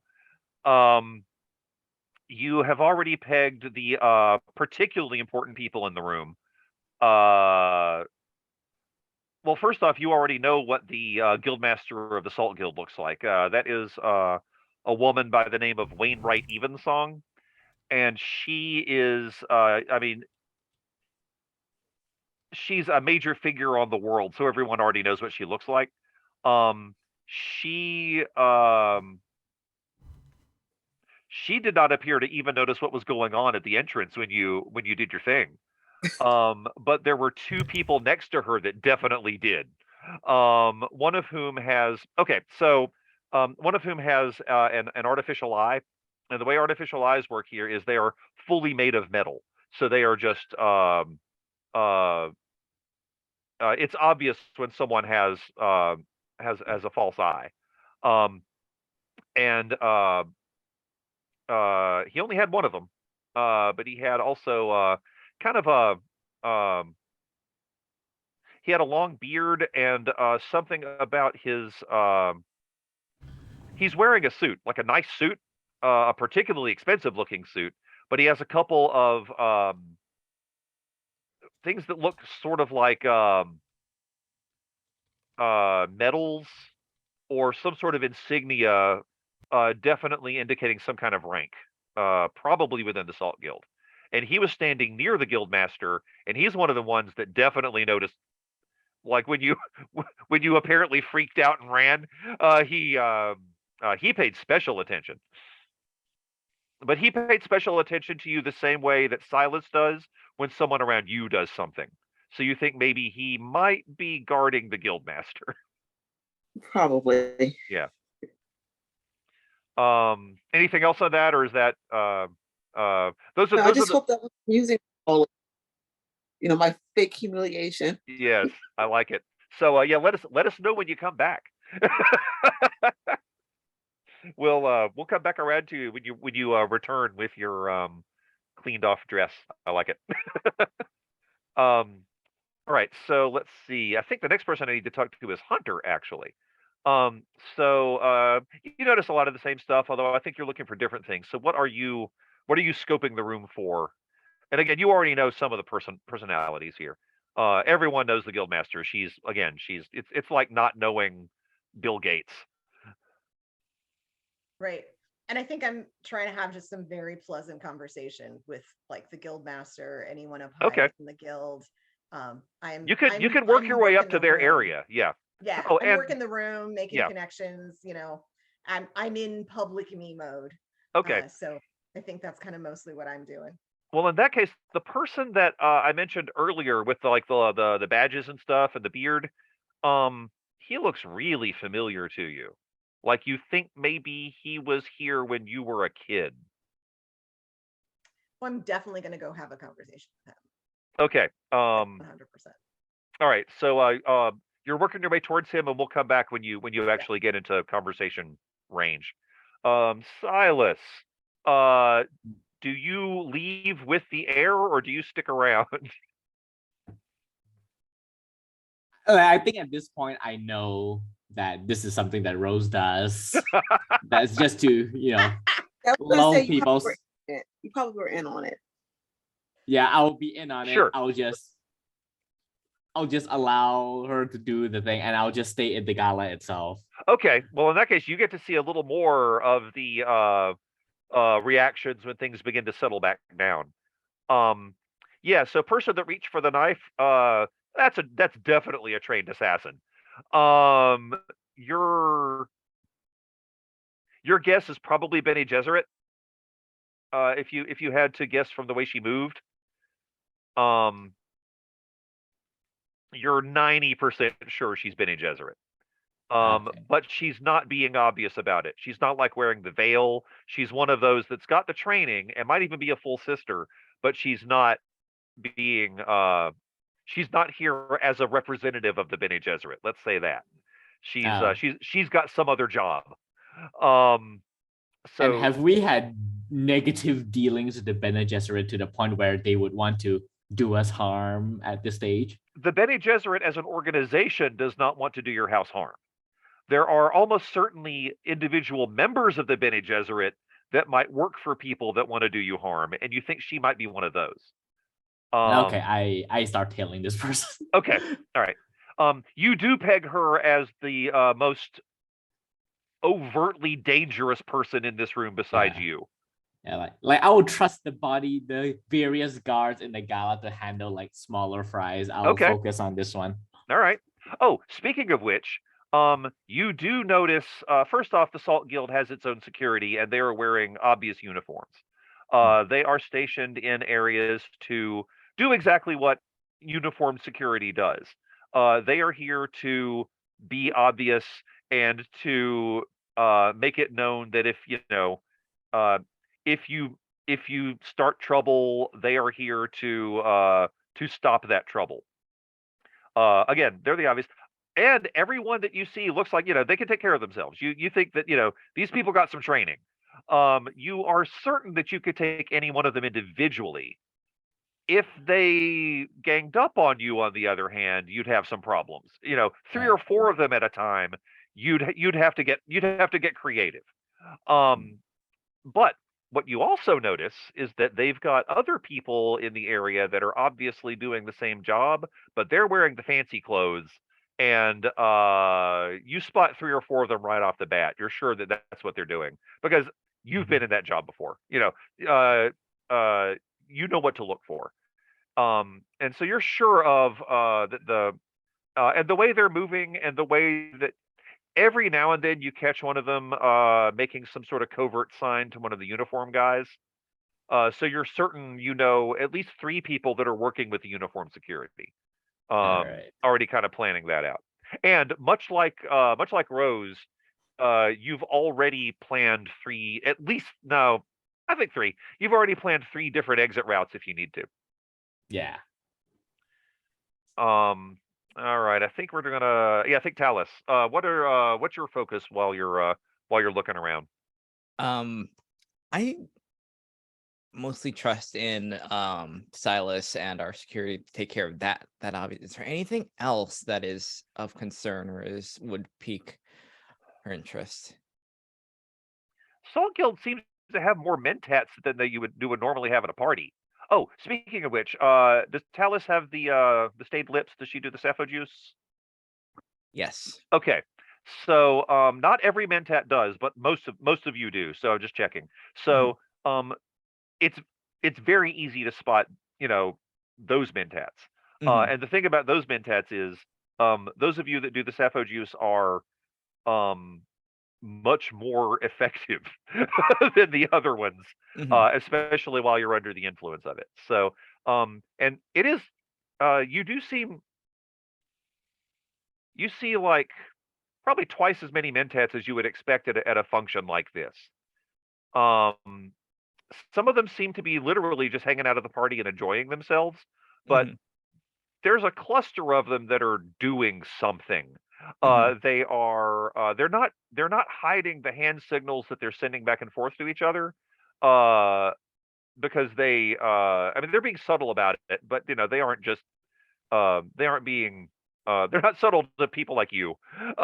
So they're communicating something amongst each other, and you sense that they are collectively gathering information in order to make some sort of larger calculation at some point.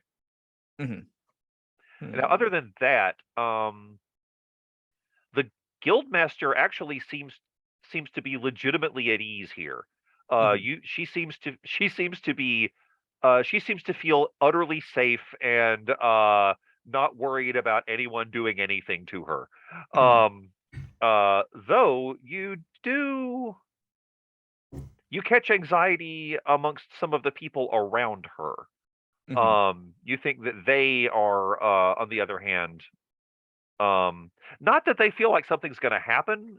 You get the sense that maybe they are actually more concerned about what your house is going to do now that you're here, and they might be more concerned about, honestly, whether they're going to have jobs or if you're going to start replacing people, that kind of thing. I think when Rose goes out to like take care, I think it's Talus that kind of follows up with like the cleaning, the cleaning system. No, it's all right. But I think during that thing, she will just point that out, that the Salt Guild is confident Nice. Okay. and that they might have a play here that we do not know about. So keep on your heels around them. And obviously, I know that at least you and Silas are communicating with Rose off and on. But are any of you communicating with each other, if you see what I mean? Like, are any of you, because all of you are effectively in the same gang. Some of you more peripheral than others. Are you? Yeah, I think Talus has like a vocabulary of like hand gestures that she uses around the consort, but I think Silas has been around everybody enough that that we kind of picked up, so it's just gonna be just like what was it, mentioned toward, like kind of like gesture toward the mentats. Gotcha. Okay, gotcha. So yeah, Silas, you've been alerted to that cluster of there's 4 mentats that are definitely working on something now that Talus has pointed them out. All right, so I'm gonna talk to Nero and then I'll swing back around to Hunter. So Nero, first off, as you enter, Evangeline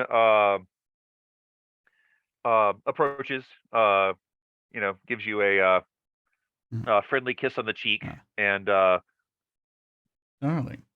whispers a few things to you. Watch out for that guy. Yeah. Sweet nothings. Yeah. Yeah. Stay. No, we are very we are very affectionate in public. Yes. Stay away from those 2 people that are dancing. I'm already softening them up. That kind of thing. Yeah. Speaking of which, the music here is excellent. Oh. It's live and it is played on entirely local instruments.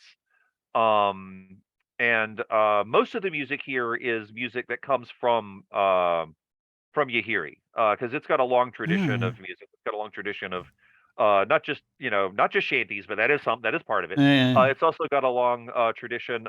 One of the kinds of music that does come from here is they are really good at songs of mourning, because the sea just will take people as it wants. So a whole lot of the songs are about people that went out to sea and died and didn't come back and their family was sad. And, it's a whole lot of that. But you also, every now and then, they work in music from other parts of the universe. And specifically, given that you are from a long-standing arts academy, there's an entire body of music that is associated with your music school. And so every now and then they throw in one of those. Most of them are like the really well-known ones, but let's see. Actually, Rose, you're the first one to pick up on this. One of the ones that they play is like a really obscure old one, kind of to say, we've done our homework too. Is what you get from this one. And for those of you with an ear to good music, which is probably all of you to some extent, you can decide what that extent is. But all of you do recognize that they have assembled very good musicians for this. They are looking to impress. Speaking of art, it's a large ballroom. And there is an area where people are dancing. There is also a particularly impressive spread of food and drink. And you do have people walking around with trays of stuff, but there's also just like a large buffet table, basically, of stuff like that. Again, most of it is local, but they do a lot of it's local delicacies, which means a whole bunch of seafood. But on top of that, you've also got things from other worlds. In some cases, to show off their wealth, to show off that we had enough money and power to bring this thing here, that kind of thing. So they're doing a good job with that. Anything you want to communicate to any of the members of your family now that you've arrived? Yeah. Yeah. So no, basically, what we've been, so as you said that, Evangeline's been going around sort of softening people up and sort of preparing. So I mean, she's going to probably start taking me on the tour of, the meeting folks type deal where I go do the my roguish persona, slightly the Right. roguish salesman persona for some of these folks. Yeah. But then I think that when I arrive, Jordan again, we have to give the impression that we have to get his attention after he's been playing with the other kids or whatever, and he comes over right, and he right. can give his report, and then he can start carrying. So he can give his report, and so he can then start carrying messages between the rest of us if need be. Nice. Okay. Yes. So basically, anyone, if Jordan comes up to you for no apparent reason, then he's got a message of some kind from Okay. someone else, probably. I think like that's that. basically one of the That's things. good. And Uncle so, Hunter. Yes. yeah, basically. And so it's just one of those things where, and I can imagine that. I can imagine Vange has been sort of tried to size up the the guildmaster and all that and stuff ahead of time, and just sort of kind of to try to help out anyone else, any of the other party members, as it were, with any of the sort of the conversations that she might have also been involved in. But Gotcha. that aside, we're I just basically want to just kind of it's an interesting thing where sometimes with me and Vange, sometimes I'm the prop, sometimes she's the prop. Just sort of depends on what Play in different the ways. I got you. what the thing is that we're doing. And so she's kind of probably made that determination ahead of time as to which people we need to be which role with. And so we just sort of Got it.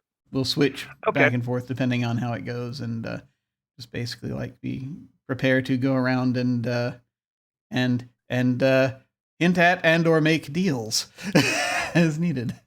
All right. So Hunter, you said you were gonna talk to the guy that you thought you recognized. So that's gonna happen, but I want to give everybody a heads up. I'm gonna ask you a question after this. Is there a thing that you are trying to get out of this party? Is there a thing you are trying to achieve while you're here? And I will come around and ask each of you that after this happens. So Hunter, yeah, the guy's he was definitely younger, and he looked taller because you were smaller. But you think this might be your house's old swordmaster? Do I remember his name? His name was Paolo Gantry. I'm gonna come up at first and just introduce myself. I'm Hunter. I've done some work for your guild. I feel like what is your name? I'm so sorry. I should remember, and I've forgotten. He says, Gantry, Paolo Gantry. I've heard tell of you. You're the acquisitions expert, yes? Yes, I specialize in acquisitions. Ah, it's good to meet you in person. We have benefited from your shall we say, skills. And if I may, now that we are speaking more directly, perhaps I have some more personal things I could request of you. Certainly. At a later time, or do you want to explain now? The wall's heavier, sir. I figured. Forgive me. This is going to sound strange. You have the physique of someone who might have been a fighter in your day? I like to think I still am. I wasn't sure. Is that what you do here at the guild? Or you're not here as Officially, my title is head of security. I see. And then he, without moving his head, he just looks pointedly towards the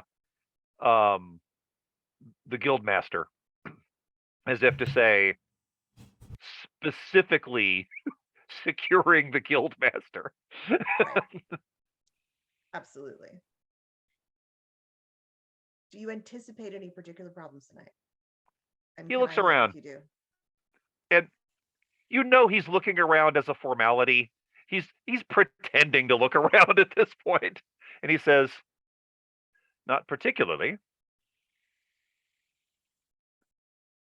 My boys there- are competent, and I don't think that any of the usual suspects are going to make any trouble. Is there any way I can be of service to you tonight? Tonight.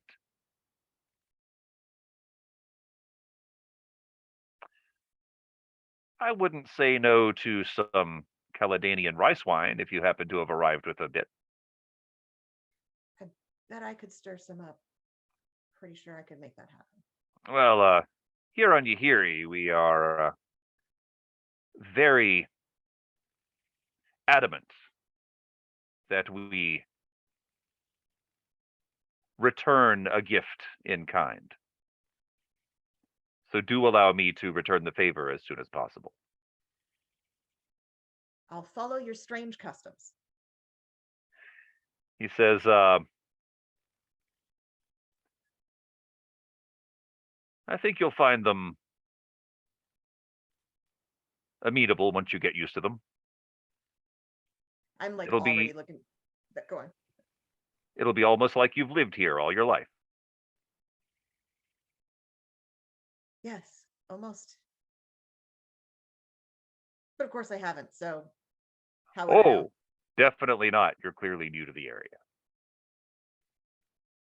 I feel like I don't even need to ask that he like knows what he's saying. Like he knows who he's talking to. He's twigged it, yeah. Yeah. Okay. All right. I will in fact like try to find some great wine for him. 100%. It's going to take you about an hour, but you can do it. Well, I mean, if more important stuff is going on, I'll pause my search. But for Yep. now, I'm looking for some fucking wine because Yep, this you're, guy helped keep my family alive. Yep, you are you're let's just say you're probably the best scrounger here. I think you'll find it. So we'll get back to you on that one. All right, so let's see. Anyone want to go first with the thing you're wanting to get out, or do you want me to choose the order? Well, can I return? Absolutely. Oh yeah, you're here now. Oh, yeah, before we do that, please describe your return. I want to hear this. Okay. She'll come back in an even fancier dress than she left in. Oh, and you changed. That's what I was wanting Yeah. to hear. Thank you. All right. It changed to an Outstanding. even fancier dress. Good to know. And Good to know. I've got my hair up with some elaborate pin, but just so you know, if she takes the pin out, it's sharp. Oh, good. And I'm going to say she has a gift. She did a little statue thing. And I want to, it's going to be their house's symbol. Hmm. But she's going to have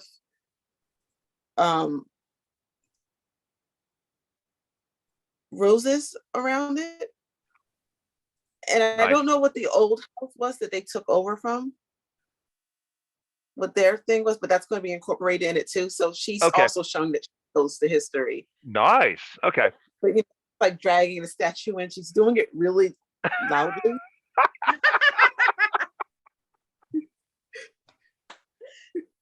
The Or maybe over something.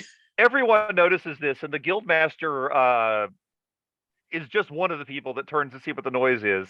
She figures out what's going on and meets you halfway. let's see. We need to figure out what your title is. We haven't. Okay, so the ruler is the High Chancellor. What would you be? If nothing else, it's just going to be Lady. If nothing else, it'll be Lady Versai. Is how most people, I think, would unless you have a different idea. I think it's how most people would address you. Unless somebody else has an idea, because I can't think of anything. I mean, you probably got a full-on other title, and it could be anything. It could be Baroness. It could be something like that. Well, Grand Chancellor is the ruler. Right. But the heir, on the other hand, would probably have some other fancy title. Right. But yeah, And now it's that I just think, rough because what is the heir to a chancellor? I Does it- know we've got to Dean? figure that I don't out. think Dean would be the right title. See, I don't That either. doesn't We'll sound right. work on it. We'll come up with that. But until then, yeah, you just Chancellor be in referred. waiting. Yeah. Oh, that's not bad. But until then, you just be referred to as Lady Versai, which is how the guildmaster greets you. And she says, "Lady Versai, is this for me?" Well, yes, I did this. I had a little trouble getting it in. It's heavy. Well, allow my people to assist you. Okay, I carved it for you. It's It took me beautiful. weeks. I can see that it is. Broke my gorgeous. nail. And the thing is, okay, so I haven't described the guildmaster yet. She's she's tall. She has she's tall and dark skinned. Her she wears her hair very short. Still in a style, but like she looks like her hair looks like a very stylish version of something that someone would have that they didn't want to get caught in stuff when they're working. Is kind of what it looks like. Mhm. But other than that, her eyes, she has dark brown eyes that kind of twinkle a little bit. You suspect that they are natural, but there's just something going on back there. And she says, she sounds genuine when she calls the carving beautiful. And she points out a couple of things that she particularly enjoys, a couple of details that she likes, and says, "We don't have roses here. I appreciate that you brought some." Well, roses are a really beautiful plant, and she'll point out, like the thorn said, I really made sure they were lifelike as possible with this stone. Yes, looks like one could cut oneself if one was not careful. Yes, it does appear that way. She's just going to smile. Fascinating. And she instructs a couple of the uniformed security guys to place it in a prominent location in the room so that it's well lit, everyone can see it. And she says, "I appreciate you accepting my invitation. I know we are not noble, but we like to think of ourselves as vital to the functioning of the world." We couldn't function without you. I'm glad we agree on that. And I suspect if you're here long enough that will become mutual. I would like to think that we can help each other. Oh, we certainly can. Now, what do you got to drink here? Come with me. I'll show you the best stuff. And she doesn't put an arm around you, but she looks like her posture looks like she's kind of leaning towards you in that way. Okay, all right. She says, "I think you and I are going to get along just fine." And when you put your arm around her, the guy with the Paolo, Paolo takes a couple of steps closer, and let's see, Silas, you see her wave him off. Oh.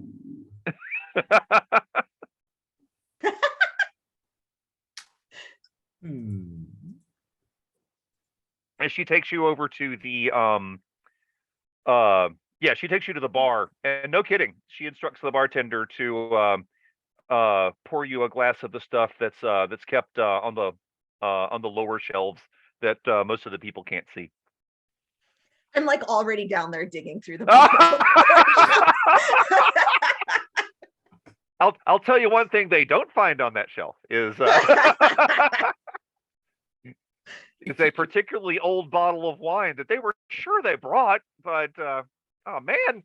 And I think the consort has taught Rose how to like drink and not, get really super drunk. Nice. Okay. Are you making a show of looking like maybe you're drinking too much though? Or okay. Yeah. All right. I like it. Always. Nice. And you can tell from the reactions, you're getting from some people, you're definitely getting oh great, it's another useless noble that just showed up and is, trifling and is not, not gonna be any good for any of us. This is great.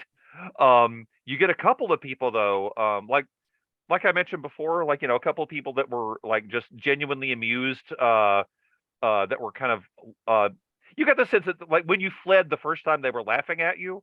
At least one of them now you think might be more laughing with you, because you're making a show of having a good time. You're making a show of not being quite so stuck up as a lot of the nobles appear to be. And you think you're winning a couple of people over just because of that attitude. But you're also annoying an equal number of other people. Okay. So you're getting you're getting that balance going. And I'm assuming making a note of which ones are which at this point. Yes. So, Yes. one of them, by the way, one of the one that's being particularly annoyed right now is in fact one of the representatives from House Moritani, the ones with the sword expertise we talked about before. And I will point out that he's on your list, and there's a thing in his house that the consort would like to have at some point. Just Okay. Do I know maybe when later. That's one of the parties I'm making it to, right? Yeah. You have not gone to that one yet, but it is at his house. And I'm annoying him. Oh, very much. He is like he's definitely one of the stuffy types. He's like, this is not how one acts when blah blah blah blah. So I'm completely incompetent. That's great. I mean, that's terrible. Oh no. Oh man, you don't want to look like you're not. Yeah. Oh man.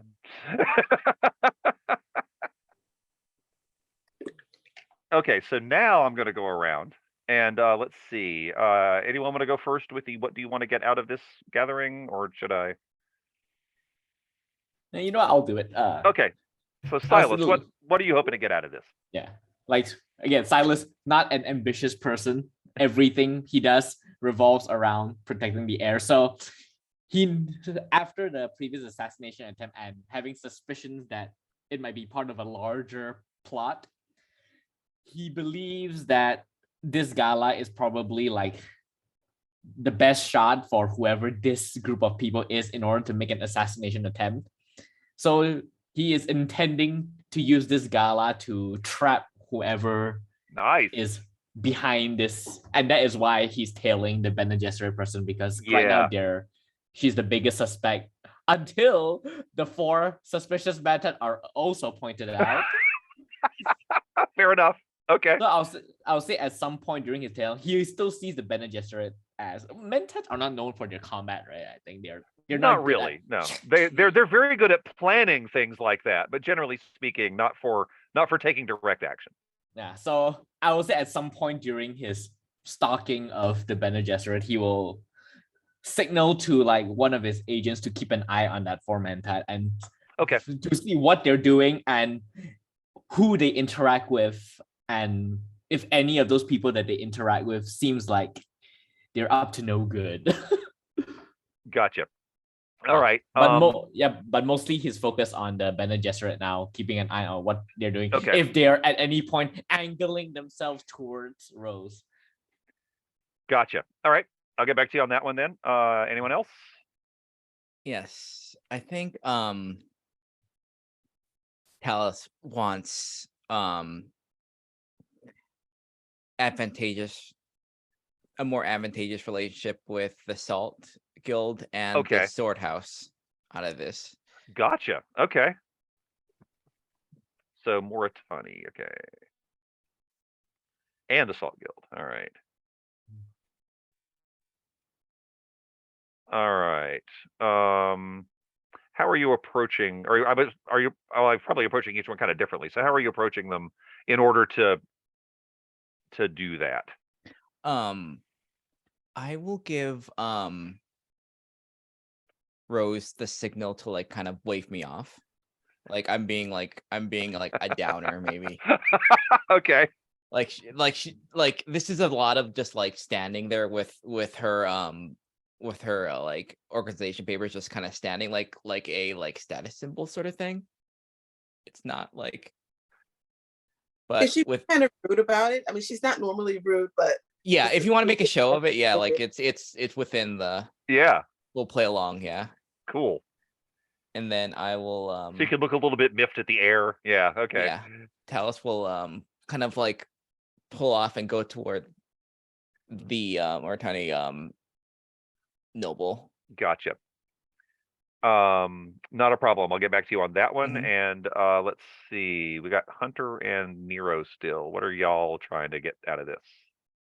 I got something unless you want All to go. Let me embed this a little bit. I think like Hunter stayed away as much as he could from this planet because on some level he knew this was going to happen to him. Mhm. That having been around the area and seen and heard the loyalty that they had to previous houses, seeing his own house's sigil a few places, and now hearing this music that he grew up with, Oh, that's true. what he's feeling is, holy shit, the house that I'm working for had better treat my people right. Okay. And so he's looking for that. He's looking to see like how are they going to be interacting with each other and Interesting. what people here need and want, and is this house going to be able to fulfill it for them? Okay. Gotcha. And what do you define as your people in this particular case? This planet. Okay, This the planet. people that actually live here. Okay, gotcha. Yeah. All right. Good to know. Okay. Very fair question. Yeah. I Yeah. don't think Hunter would have known an answer to that question prior to Yeah. reluctantly having to spend multiple days here. Right. Okay. All right. So Nero. I have two things. All right. One thing is a sort of a general, does anybody need backup? Excellent question. In particular, I'm wondering, does well, a couple things. Does and I will talk about how this happens in a moment. Does Silas want backup?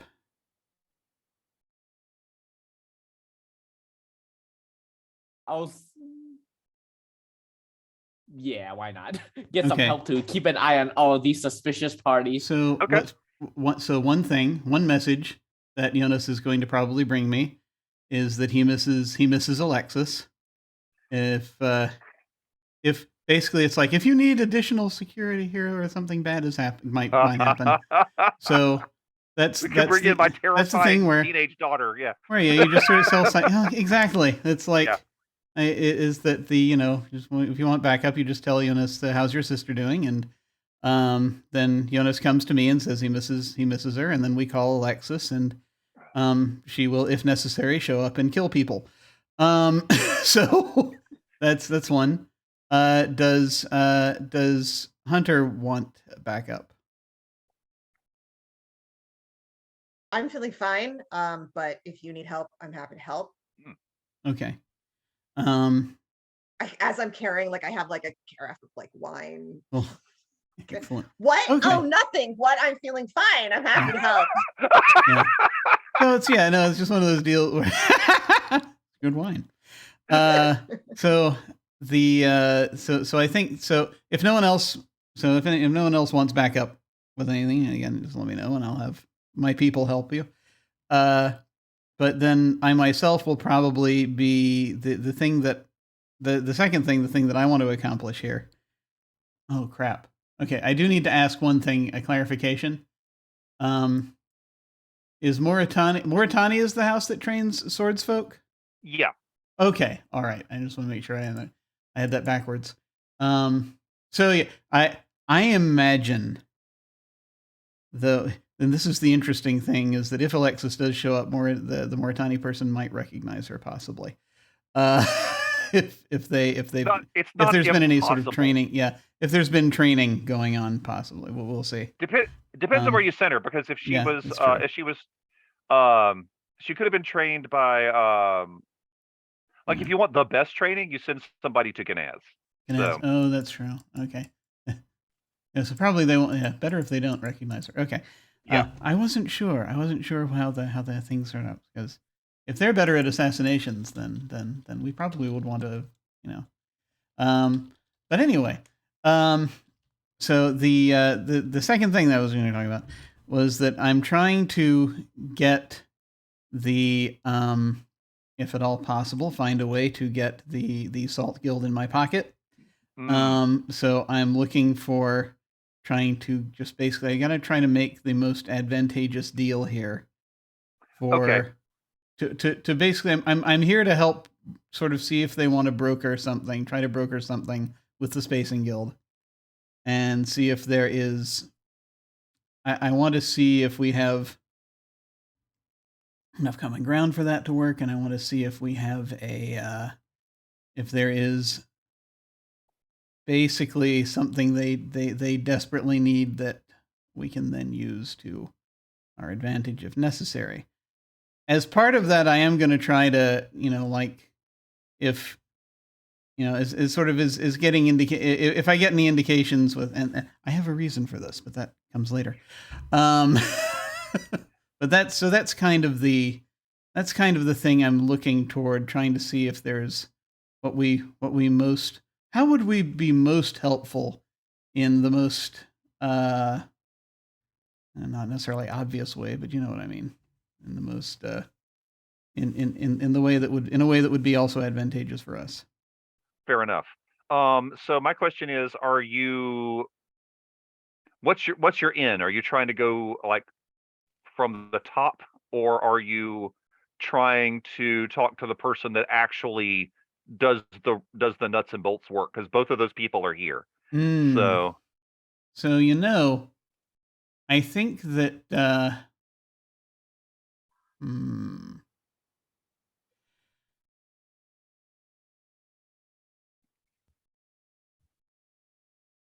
I think the best way to play this, because I also want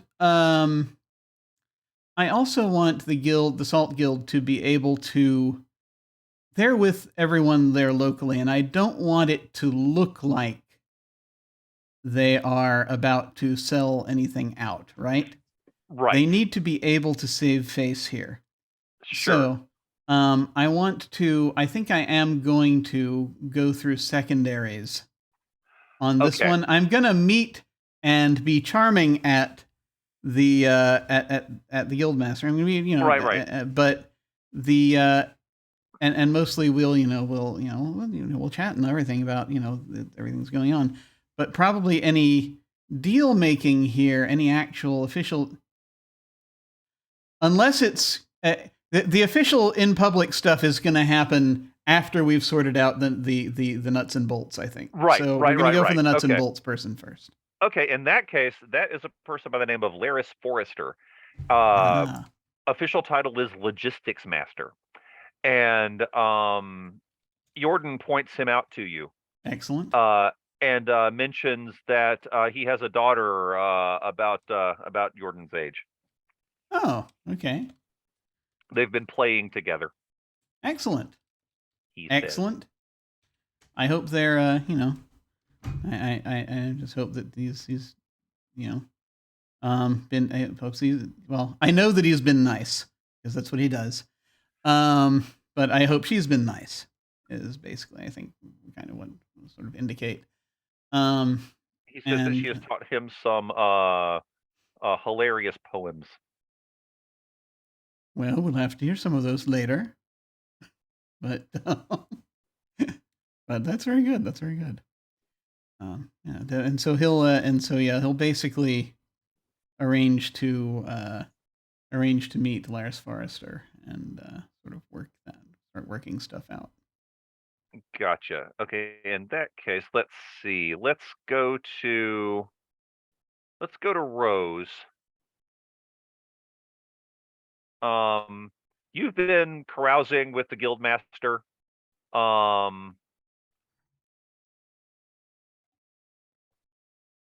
Definitely. Yeah. Just to make sure I understand, like, how are you playing it? Are you still, again, on the surface, you're being kind of a party girl, right? Right. Okay. But I do want them to know that we are like not enemies. You sense 'Cause that I'm pretty sure that you sense sorry. that you have definitely found the right you found the right approach early. You surprised her by being actually fun. And you definitely noticed that she noticed who you're pissing off, and you think that maybe she approves of that. You think that she finds that the funniest thing that's happened this whole night is that you are really annoying that group of people, and you think that maybe, no, not even maybe, you're certain she's like, she's made it known to you without coming out and saying it that she thinks that's just hilarious.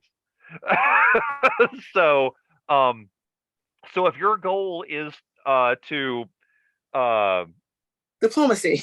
yeah, honestly, it really is. You have achieved that. You are you've definitely got an in with the Salt Guild on this one. I mean, you also get the sense that because you guys are nobles and you're moving in and you're changing things, she's still uncertain about what that's going to mean. And also she knows that, you're not the last of the house that's going to show up. She knows that, like, the Grand Chancellor and the consort are on their way, but you also get the sense that she genuinely likes you, and that she has there is nothing to roll for here. She's actually just gotten to the point where like, you don't think that she's you think that she's wary like anyone would be in this situation, but you also think that um uh she's softening up to you, and, like, you get the sense that she'd feel really bad if she had to try to kill you, that kind of thing. Good. Perfect. So in that sense, mission accomplished. Is there anything specific you're trying to get, or was it just the broad? It's just a broad Okay. thing, and I'm pretty sure I try to keep in good contact with the rest of our gang. Okay. So all of you can So, see this. All of you can see that, like, Rose is winning over the and again, you sense that the guildmaster's reaction is genuine, at least on on some level. You think that she genuinely thinks that Rose is pretty cool. And she does say one thing. She's like, if it's not too much to ask, I know that you've got other things to do, other events to attend before the grand gala. And of course, I've been invited to that. But there are a couple of nobles here that have not invited me to their events. But if I were to arrive as your guest, I can't imagine they'd say no. Not well, no, they wouldn't say no. So yeah, come on. Let's Thank go. you. Thank you very much. And she says,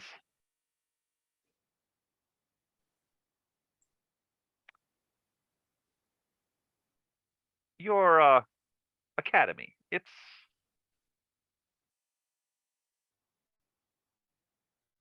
one seems different from the other one.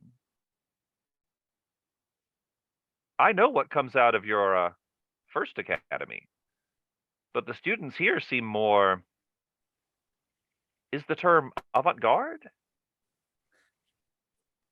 It's because we do different art at this other academy. Oh. I think I like this one better. I'm glad you're here. I am the top student who came from here. Is that how one rises in your house? That's not too different from how I got in my position. She reaches out to shake your hand, and you get. Do you shake her hand? Yeah. Once you shake her hand, you realize it's her hands are calloused. So this was a way to say, I worked my way up to this. But also, she looks around to see who might be annoyed that she has. It looks like she just made some kind of agreement with you.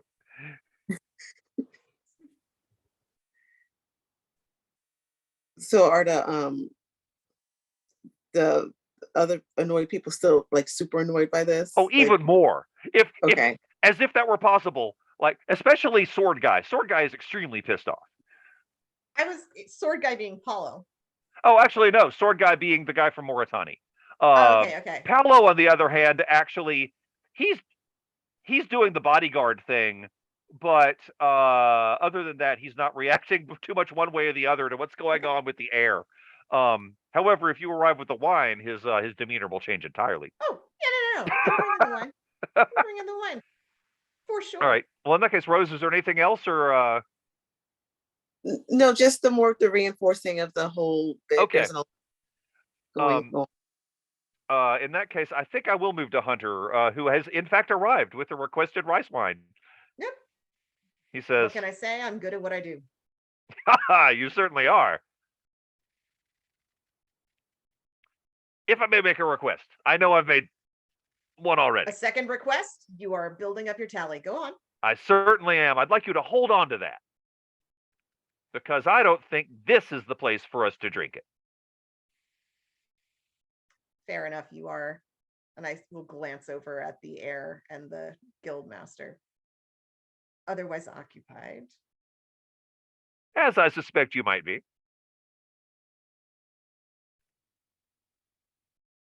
Care later on to give me your opinion on this handshake? Absolutely. When can we talk? I find myself without anything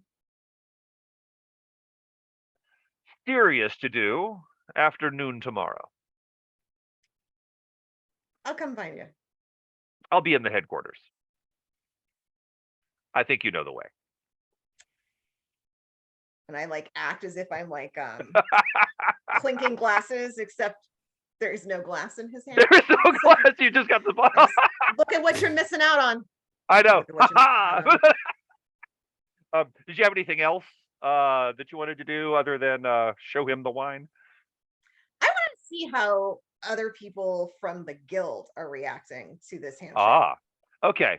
As you might guess, you've got a spectrum of reactions. The people that you have already pegged as high up in the guild, actually from your childhood, you might remember which ones are high up in the guild, by which I mean like what insignia they might be wearing, or something like that.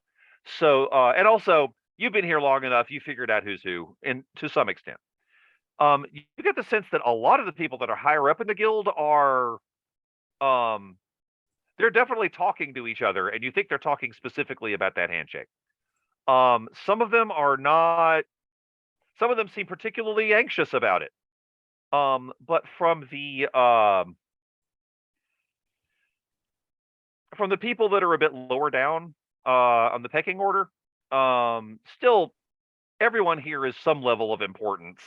But again, you've got a spectrum. You feel like the people that are more close to the ocean, as it were, you think a lot of them are pleasantly surprised, which gives you some idea of what the house that recently left here must have been like. Made the people at the top happy, the people at the bottom unhappy. Yeah. I'm gonna go as unobtrusive as I can, so that I can sort of listen in and confirm that and get whatever details that I can about who's Good. happy about what and who's unhappy about what. It might be next session, but I'll get back to you with details on the stuff No you problem. found, and I will, and I'm going to write that down, or I will forget I said that. So one moment. I'll remember. I'll remember. I hope you do. Please, everyone, remind me of the thing I said I'd get back to you on, because if I forget, I'll just move on with my life, and that ain't good. All right, so hang on. Let me get that in real quick though. To Hunter. All right. About. Okay, I think we need to go to. I feel like it might need to be Silas next. All right, so again, just to make sure I remember right, you're focusing primarily on the Bene Gesserit. Yes. And the more you follow her, the more you are convinced she's definitely Bene Gesserit. And also, the more you follow her, the more you are certain she knows you're following her. Because after a while, it was just obvious. You did a pretty good job up to a point, but also everyone here knows you're the heir's bodyguard, so you were a little you're not unobtrusive. And again, you're wearing a particularly fancy uniform. There's a whole lot of stuff going against you in the trying not to be seen following the Bene Gesserit. So do you change anything once you know she knows? I just want, like, do I get an idea of what has she been up to this whole time? She's 100% just scoping out the Rose. She's scoping out the air. She's looking for an opportunity. All right. You also think she's smart enough not to just, she clearly hasn't found one yet.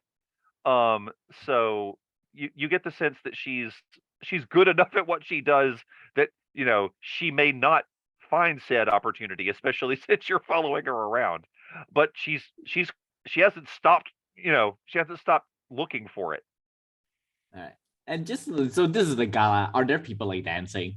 Oh yeah. All right. You know what? The way the jig is up, at some point I'm just gonna be like, you know what? Subterfuge is not my thing. Let's tackle this head on. I'm just gonna walk. At some point, I'm gonna walk up to her and go, "May I have this dance?" Oh, nice. Okay. She bows to you at exactly the right level that someone of the station she's pretending to be would bow to someone at your level. And she says, "Of course." All right. I will lead her to the dance floor, and as I do I recall the guest list, right? Do they come with headshots? Oh yeah. Do I recognize this person? Interestingly, she was not on the list. So whatever happened, she did something to keep herself off the list that you got. Huh. All right. Okay, at some point we'll just do like Silas. He's not a dancer, but I think at some point he would have picked up. Oh, there's no way you're not good at you're not. You've got to be good at dancing. Yeah. You might not know all the dances, but there's no way you're not good at dancing. If you see what I mean. So because come on. That makes sense. I mean, you work for the sword master of the house that throws parties. So yeah, you're good at this.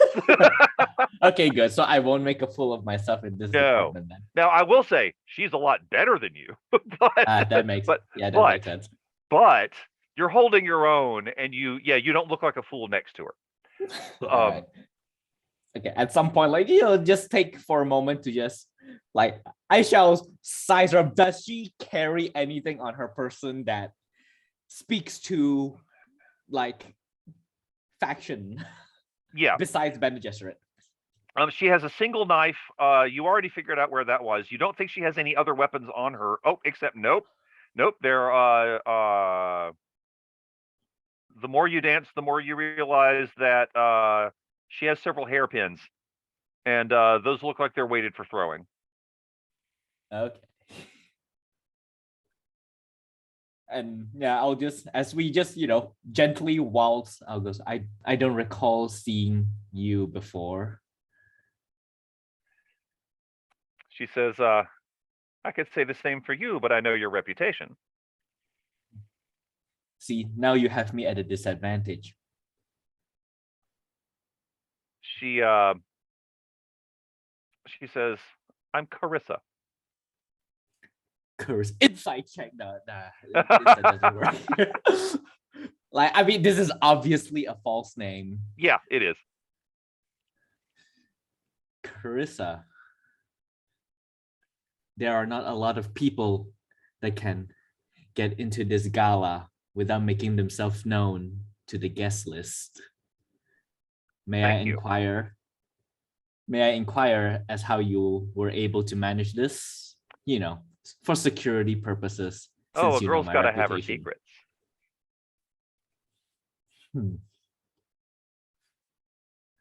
Well, I think you've done your job. My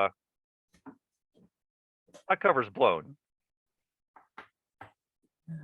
Well, since we all have our cards on the table, sort of like lower my voice a bit.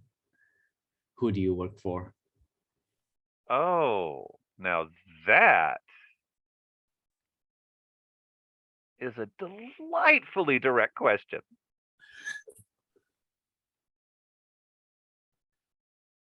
And not one I expected. I'm not allowed to tell you. But you can make some guesses.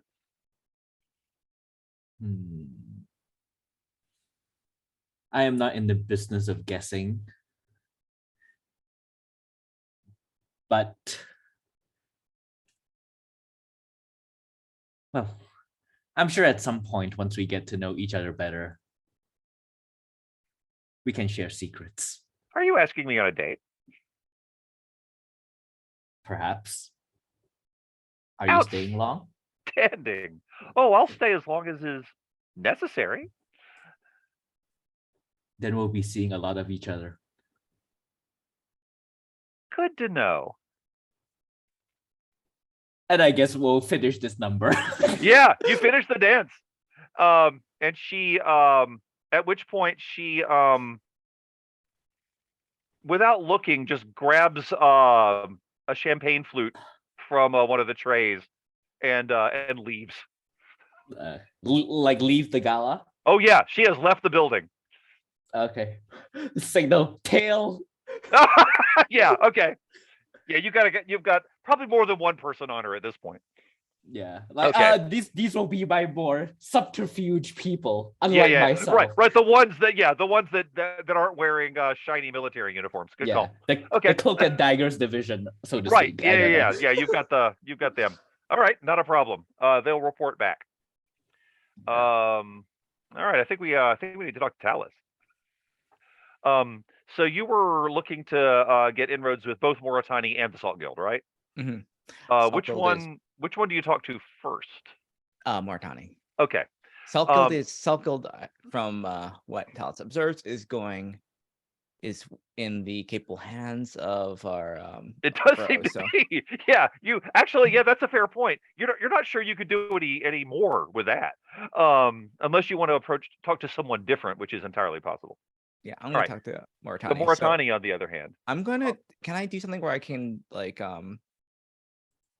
gauge what part of this is like, or like insight of what is upsetting, what is so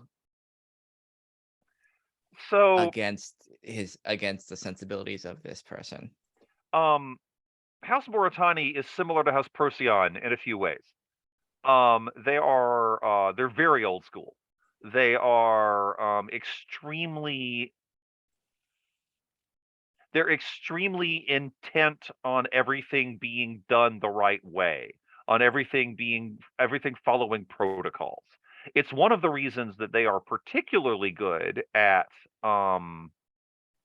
training swordsmen, Mhm. because you follow the same procedure every day. You practice, and uh, you follow the plan. You do exactly what what you're supposed to do, and everything works out. And when it doesn't, you've got alternative plans, but everything is still structured. So you get the sense, not to get the sense, you do know this. You know this about Moritani. And again, this is why Procyon hates you so much. Both of these houses are feel like upstart houses like Versailles are doing things the wrong way. You're doing things, you're flouting convention, and all of this.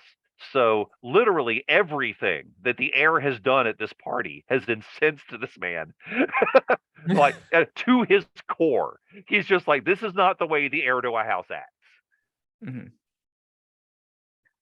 All right, and then okay, so I think Talos will kind of like adjust, and the heir consort and the high chancellor wish to extend their thanks that you could appear here.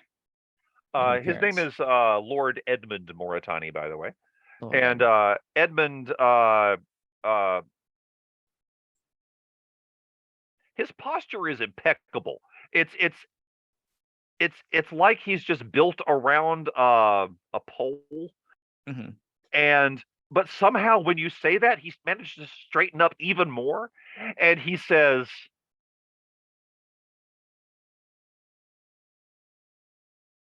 "Send the High Chancellor my regards."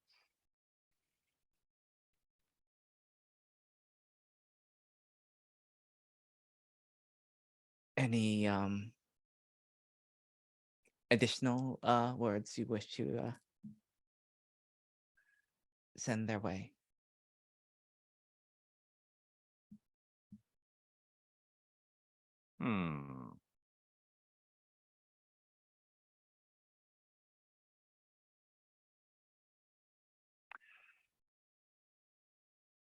I do hope that we are able to come to an agreement about the way things are run here. Of course. And that is why I am here. The Versai wishes to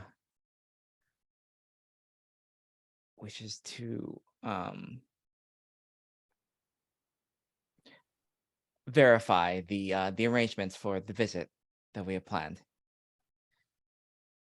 I see. Yes, we as much as all this is ostentatious, we do value the traditions of the way things are done. What way of that great art is built upon tradition? All that stuff, while it may seem we flaunt it, we do value for what we can learn from it. I see. At least I think I do. Your man over there, he nods towards Silas. Gedaz trained, yes? Yes. He has the marking.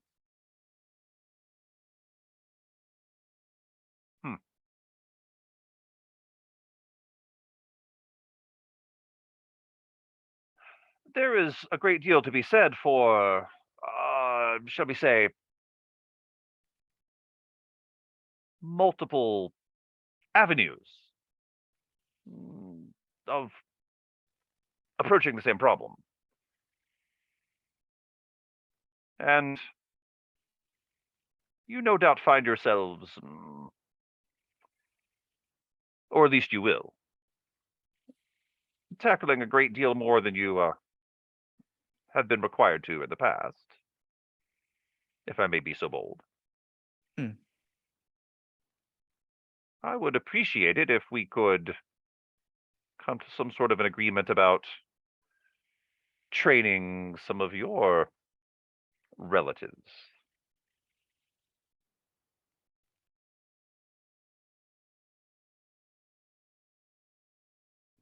Well, it would certainly be a great honor to have you impart the long traditions of your house to us and our members.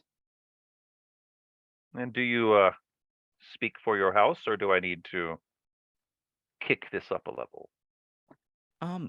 I do speak with the authority of the house, but if you would wish to speak with the chancellor, the consort, or the parent, that can certainly be arranged. He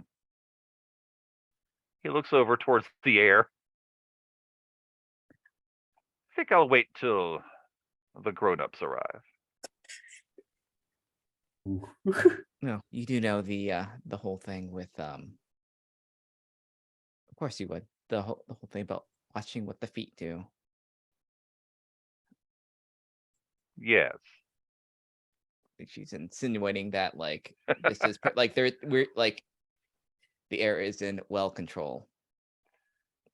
He nods to show you that he understands your meaning, and he says,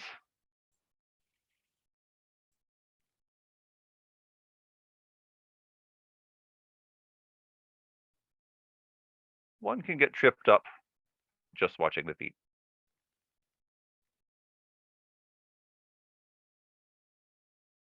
Can I say that there's like a camera cut to Rose just laughing, surrounded by other people who won't quite fit in with these old school rulers? Sorry, I didn't mean to interrupt. Yeah. Footloose Yeah. Dune. No. I like that. Just making Talus's job harder with everything you do. You do have to boy. you do have to change up footwork on once. I'll keep if you telegraph your meanings, it's a lot easier to figure out what you're doing. As unorthodox and it may be. Yes. All right then. Have your people talk to my people. We'll work something out. Of course. Enjoy the festivities. If you would like to arrange, we can have a special showing of the facilities that I'm pretty sure some of your taste would agree to.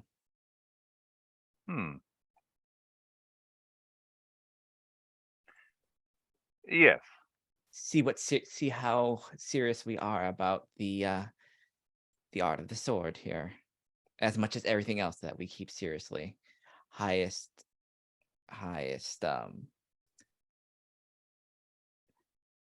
with the highest brain. Yeah. The highest esteem, of course. Yes. Only the best. Remains to be seen, but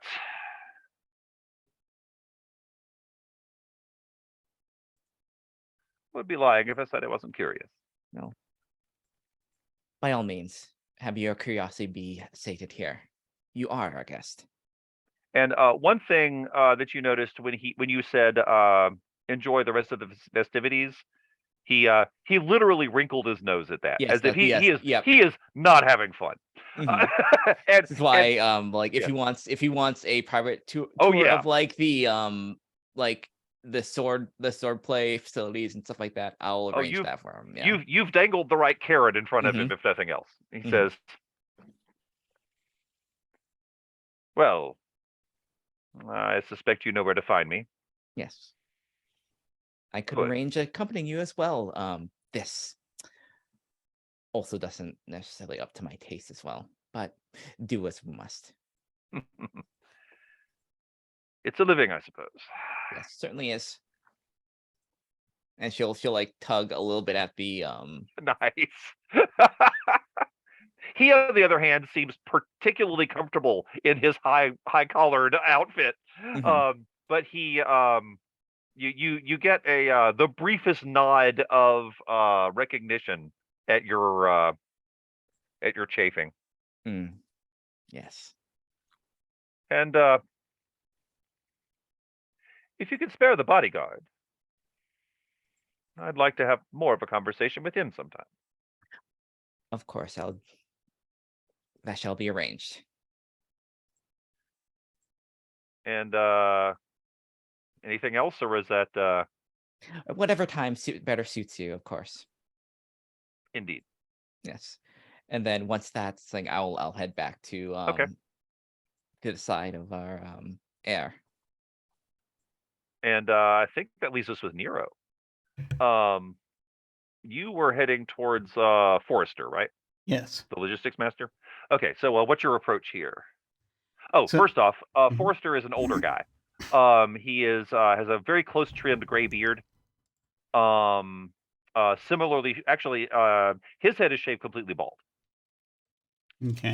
And other than that, he is he's wiry. He's got more of a swimmer's physique. Okay. But he is also wearing a suit very similar to the one that Paolo had. His sports fewer badges than Paolo's, implying he is actually you've read the briefs, indicating he is of a lower rank, basically. Okay. Yeah. So yeah, I think that I think actually, sorry, hang on.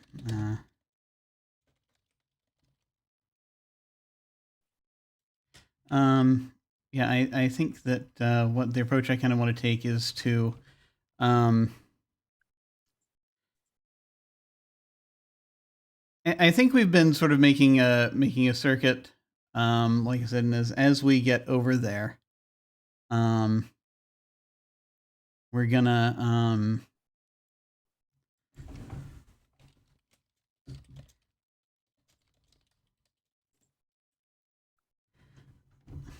I think we're gonna basically just sort of make it so that just make it so that as we're kind of maneuvering, it'll be one of those things where it's like we see who he's talking to, and then kind of do that thing where we insinuate ourselves. Right. You got where to it's work your because way we're- into the conversation. Because Yeah. hopefully one of these people is someone that Vanch has already been talking to. And so we'll sort of be kind of naturally kind of drifting around, and it'll be that thing where it's like we'll do the we'll do the standard the life of the party number 5 thing, where basically Gotcha. someone has said something something kind of amusing, or we've just sort of finished just sort of chatting, and I've just sort of been rabbiting on about a couple things, and we sort of are laughing and continuing to sort of laugh as we are right next to that other conversation, and just turn. And this is when Vanj is going to introduce me to the people in this conversation, including Forrester. That's true. That's true. I didn't even describe myself. Kind of by contrast, bigger guy. As far as sort of big barrel-chested kind of fellow, looking sort of full beard, sort of brown beard with maybe a tiny bit of gray starting to creep in at a little bit, but not much. And it's very very elegantly swept back hair, and he will, and so we'll sort of be sort of see what they're talking about as part of it. As kind of we'll come up with some sort of pithy comment about it, and join the convo and try to maneuver things to the point I can talk to Forrester for a few minutes. Yeah, it takes a little while, but you get in, right? So Yeah. And yeah, both Evangeline and your son have laid the groundwork quite well. So Yes. and he says, yeah. Your son and my daughter have gotten along, Oh yes, has he been behaving all right? as far as I know. Yeah. You just let me know if there are any. You just let me know if there are any issues. I think he'll be fine. He's usually very good at things like this. But I'm not a fool. So about these things. Well, it's that age. He nods knowingly. It's gonna get rougher in a couple of years. Indeed, it is. Yeah. But, how many do you have? I got 4. 3 myself. My oldest is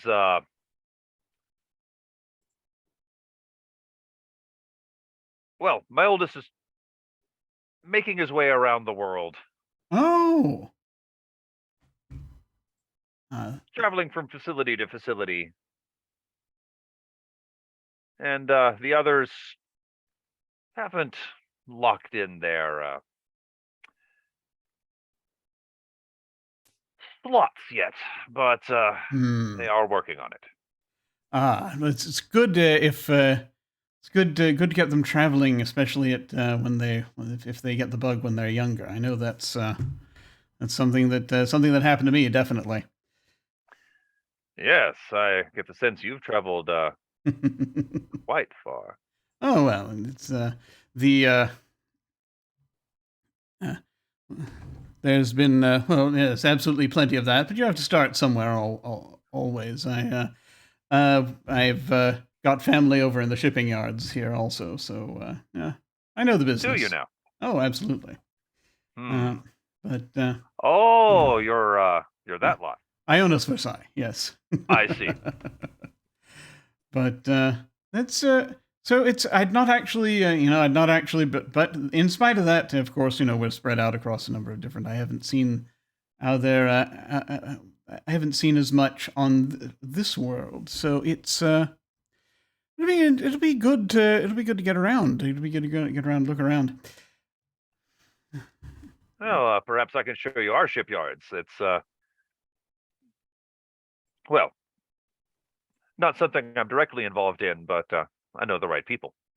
Oh well, that would certainly be nice if you if you end up with time to spare, certainly. So everything remains to be seen. Exactly how much time I have. Oh, gotcha. And again, I assume this has been sort of, I'm in semi-casual mode for this party. Yeah. I'm sort of raising my glass. I'm just sort of like, got you. Got you working around the clock, eh? At the moment, but I'm interested to see how much things might change. Well, one never knows. You have it. Sounds like, provided that it's always, shall we say, I can understand a lot of times. Sometimes, certain projects, certain things will come in, and you have to devote as much time as you can to it, if you're able to run efficiently. Sometimes I know that I've seen plenty of places that sometimes I remember in my youth, shall we say, I'd always sometimes wished for better options sometimes. But efficiency. That is what we're all about. I certainly hope nothing should happen to impair that. Well, I would. Heavens forfend. It's. I haven't been any. I suspect that so long as you haven't had any, you haven't had any rumblings, any difficulties in that range. Well, I mean, there's always rumblings. Aren't there?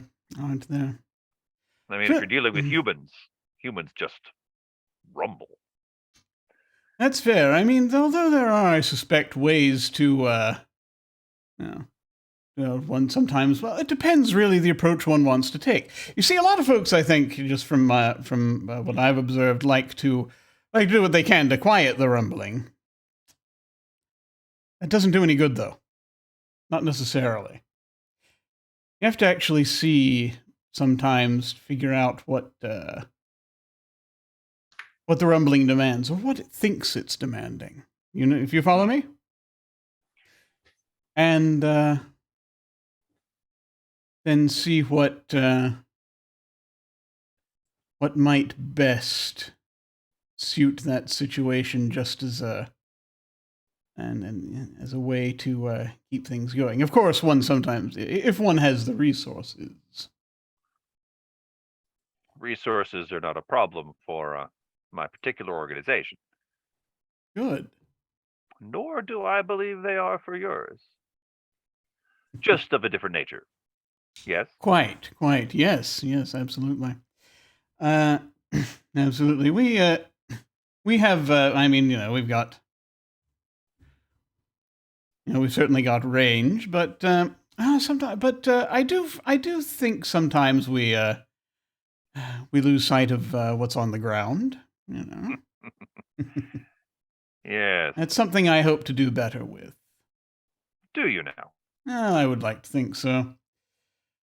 But, at the same time, it's a sort of shrug. It's really all a question of going around seeing what one should be making them, what you have to choose what you're going to make time for, Suppose I understand that. The place I just place I just had to come from, since I didn't get the opportunity to change, as you can see. We had rather a lot going on, sort of dealing with as far as getting things in place, making sure everyone's happy, and I felt as though we weren't really even helping those who. Sometimes you feel like you're not even helping those who truly need it. You take my meaning? Suspect I might. Though I do understand anything worth doing is going to encounter obstacles, yes? Always. Yes, it's about what one does in response to the roadblocks. Quite. Well, I feel as though, there's this. We've had quite a lot of time to build up our catalog of responses, of course. Yes. Ours are a bit more limited, but I suspect nonetheless effective.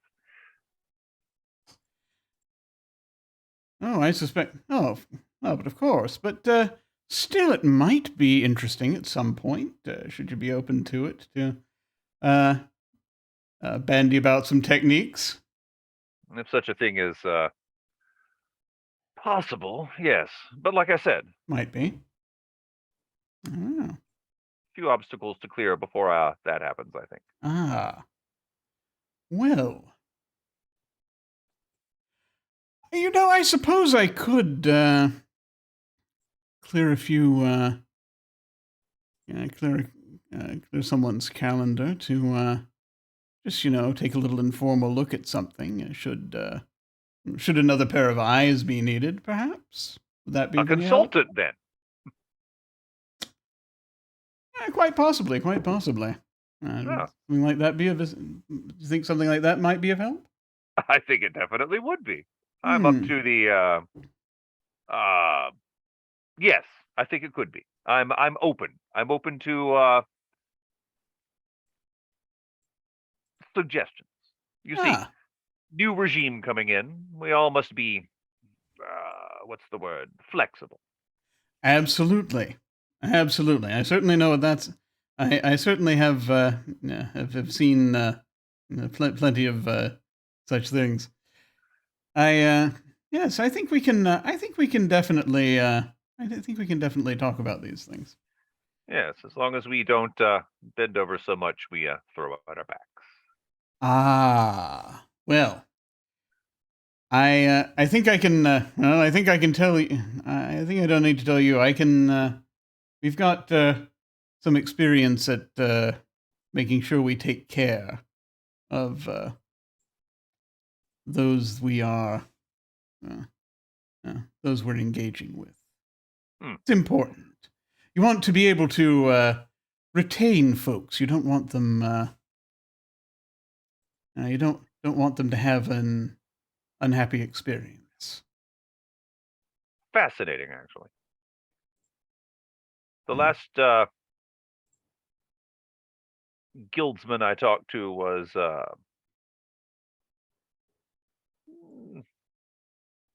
recalcitrant, Ah, well.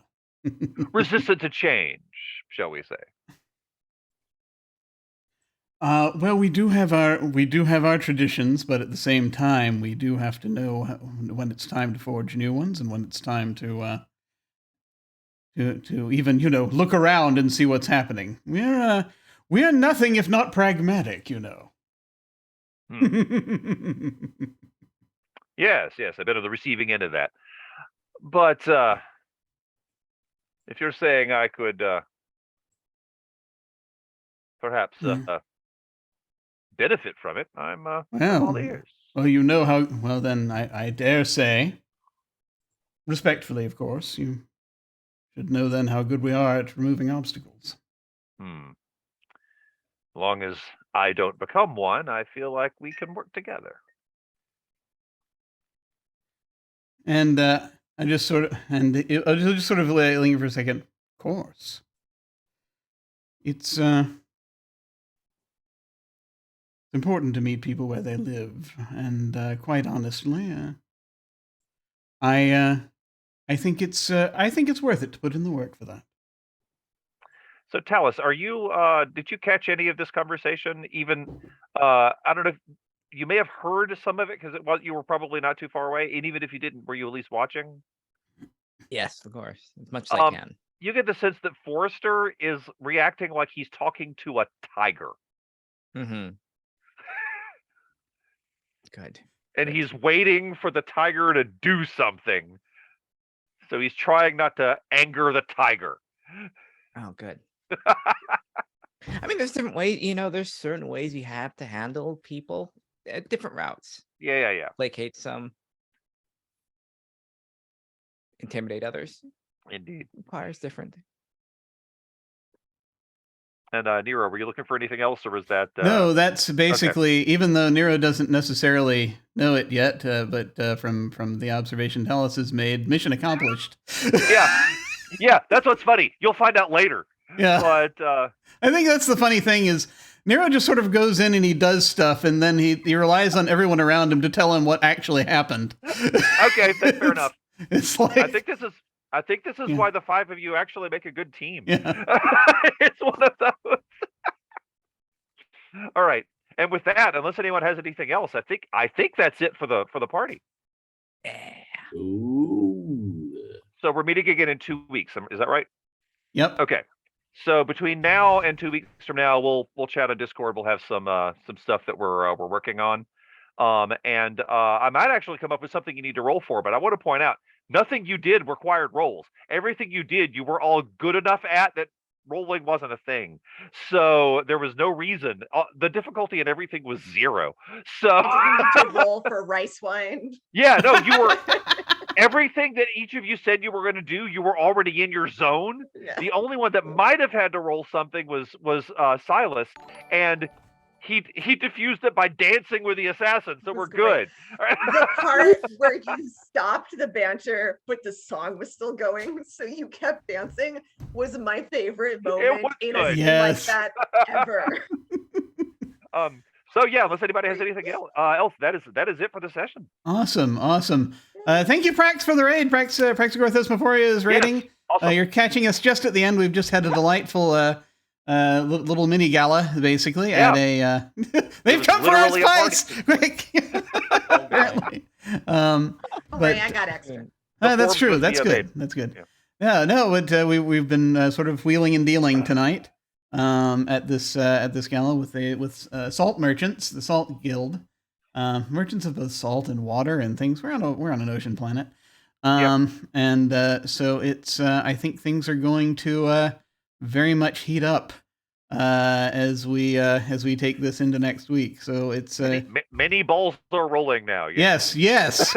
There is a lot of juggling going on at this point. There is much in the air. So, but it's I am ecstatic about this. I am looking forward to how this goes. Seeing how this goes, as we've got we did. This was so good. I think everyone did really well. And I'm going to be excited to see kind of how now that we've drawn the lines out. I'm interested to see what happens when they crisscross and we are setting things up with each other. So let's go ahead and go around and do our outros. Feel free to tell folks where they can find you and any final thoughts you had about this session or favorite moments or whatever you like. And we are going to start with our GM, Brian. Once again, I want to thank everybody for playing. This was so much fun. My favorite part of it was like everything everyone did, literally. This was this is exactly what I was hoping for when we made the characters and we came up with a setting. This party was exactly what I had in my head, and then y'all made it better. So thank you. That was awesome. I like everything. I like it that every single one of you is, with the possible exception of Silas, is your characters are playing characters. And I like that a lot. Silas might be the only one that's just like, nope, I'm the guy with the sword. But so He's not smart enough for this. Head on is the way to go. you may be right.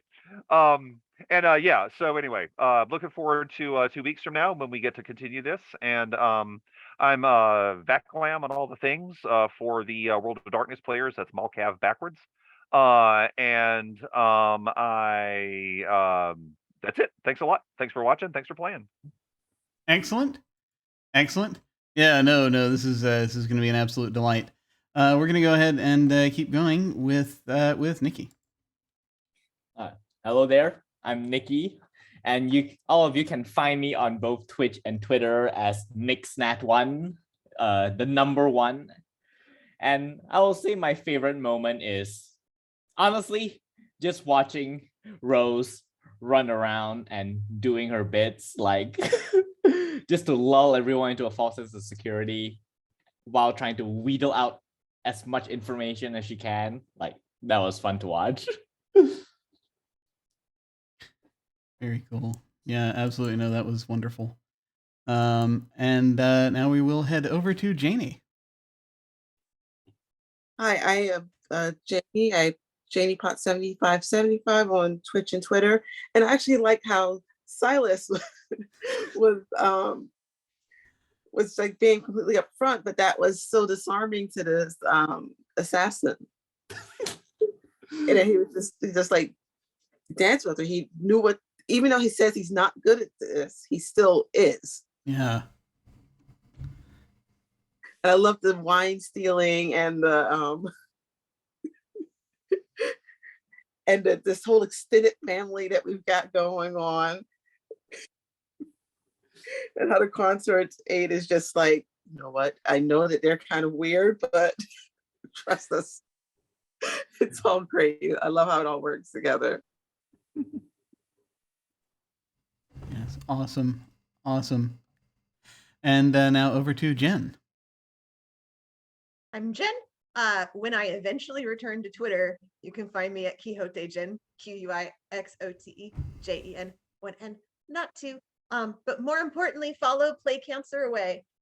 where we bring cancer patients and former patients together to play and have fun together. We have wonderful supporters, some of whom are right here. We've just finished our October fundraiser. We're going to be doing stuff in the new year, so keep your eyes out. I want in on that. Yes. We're taking a breather for a few weeks. Yeah, that's my stuff. And I know, like, the whole scene with Silas and the silence at the after the threatening in the dance, I have scored and like filmed in my head. I know, like, it is there, it exists. So no, that was amazing. That just like killed that trope forever for me. I love it. Oh, and I'll be on Graham Cracker's channel on Tuesday at 4:30 Pacific. Yay. I was just so blown away by that scene, I forgot. Okay. It was such a good scene. It was so good. Awesome. And finally over to Lynn.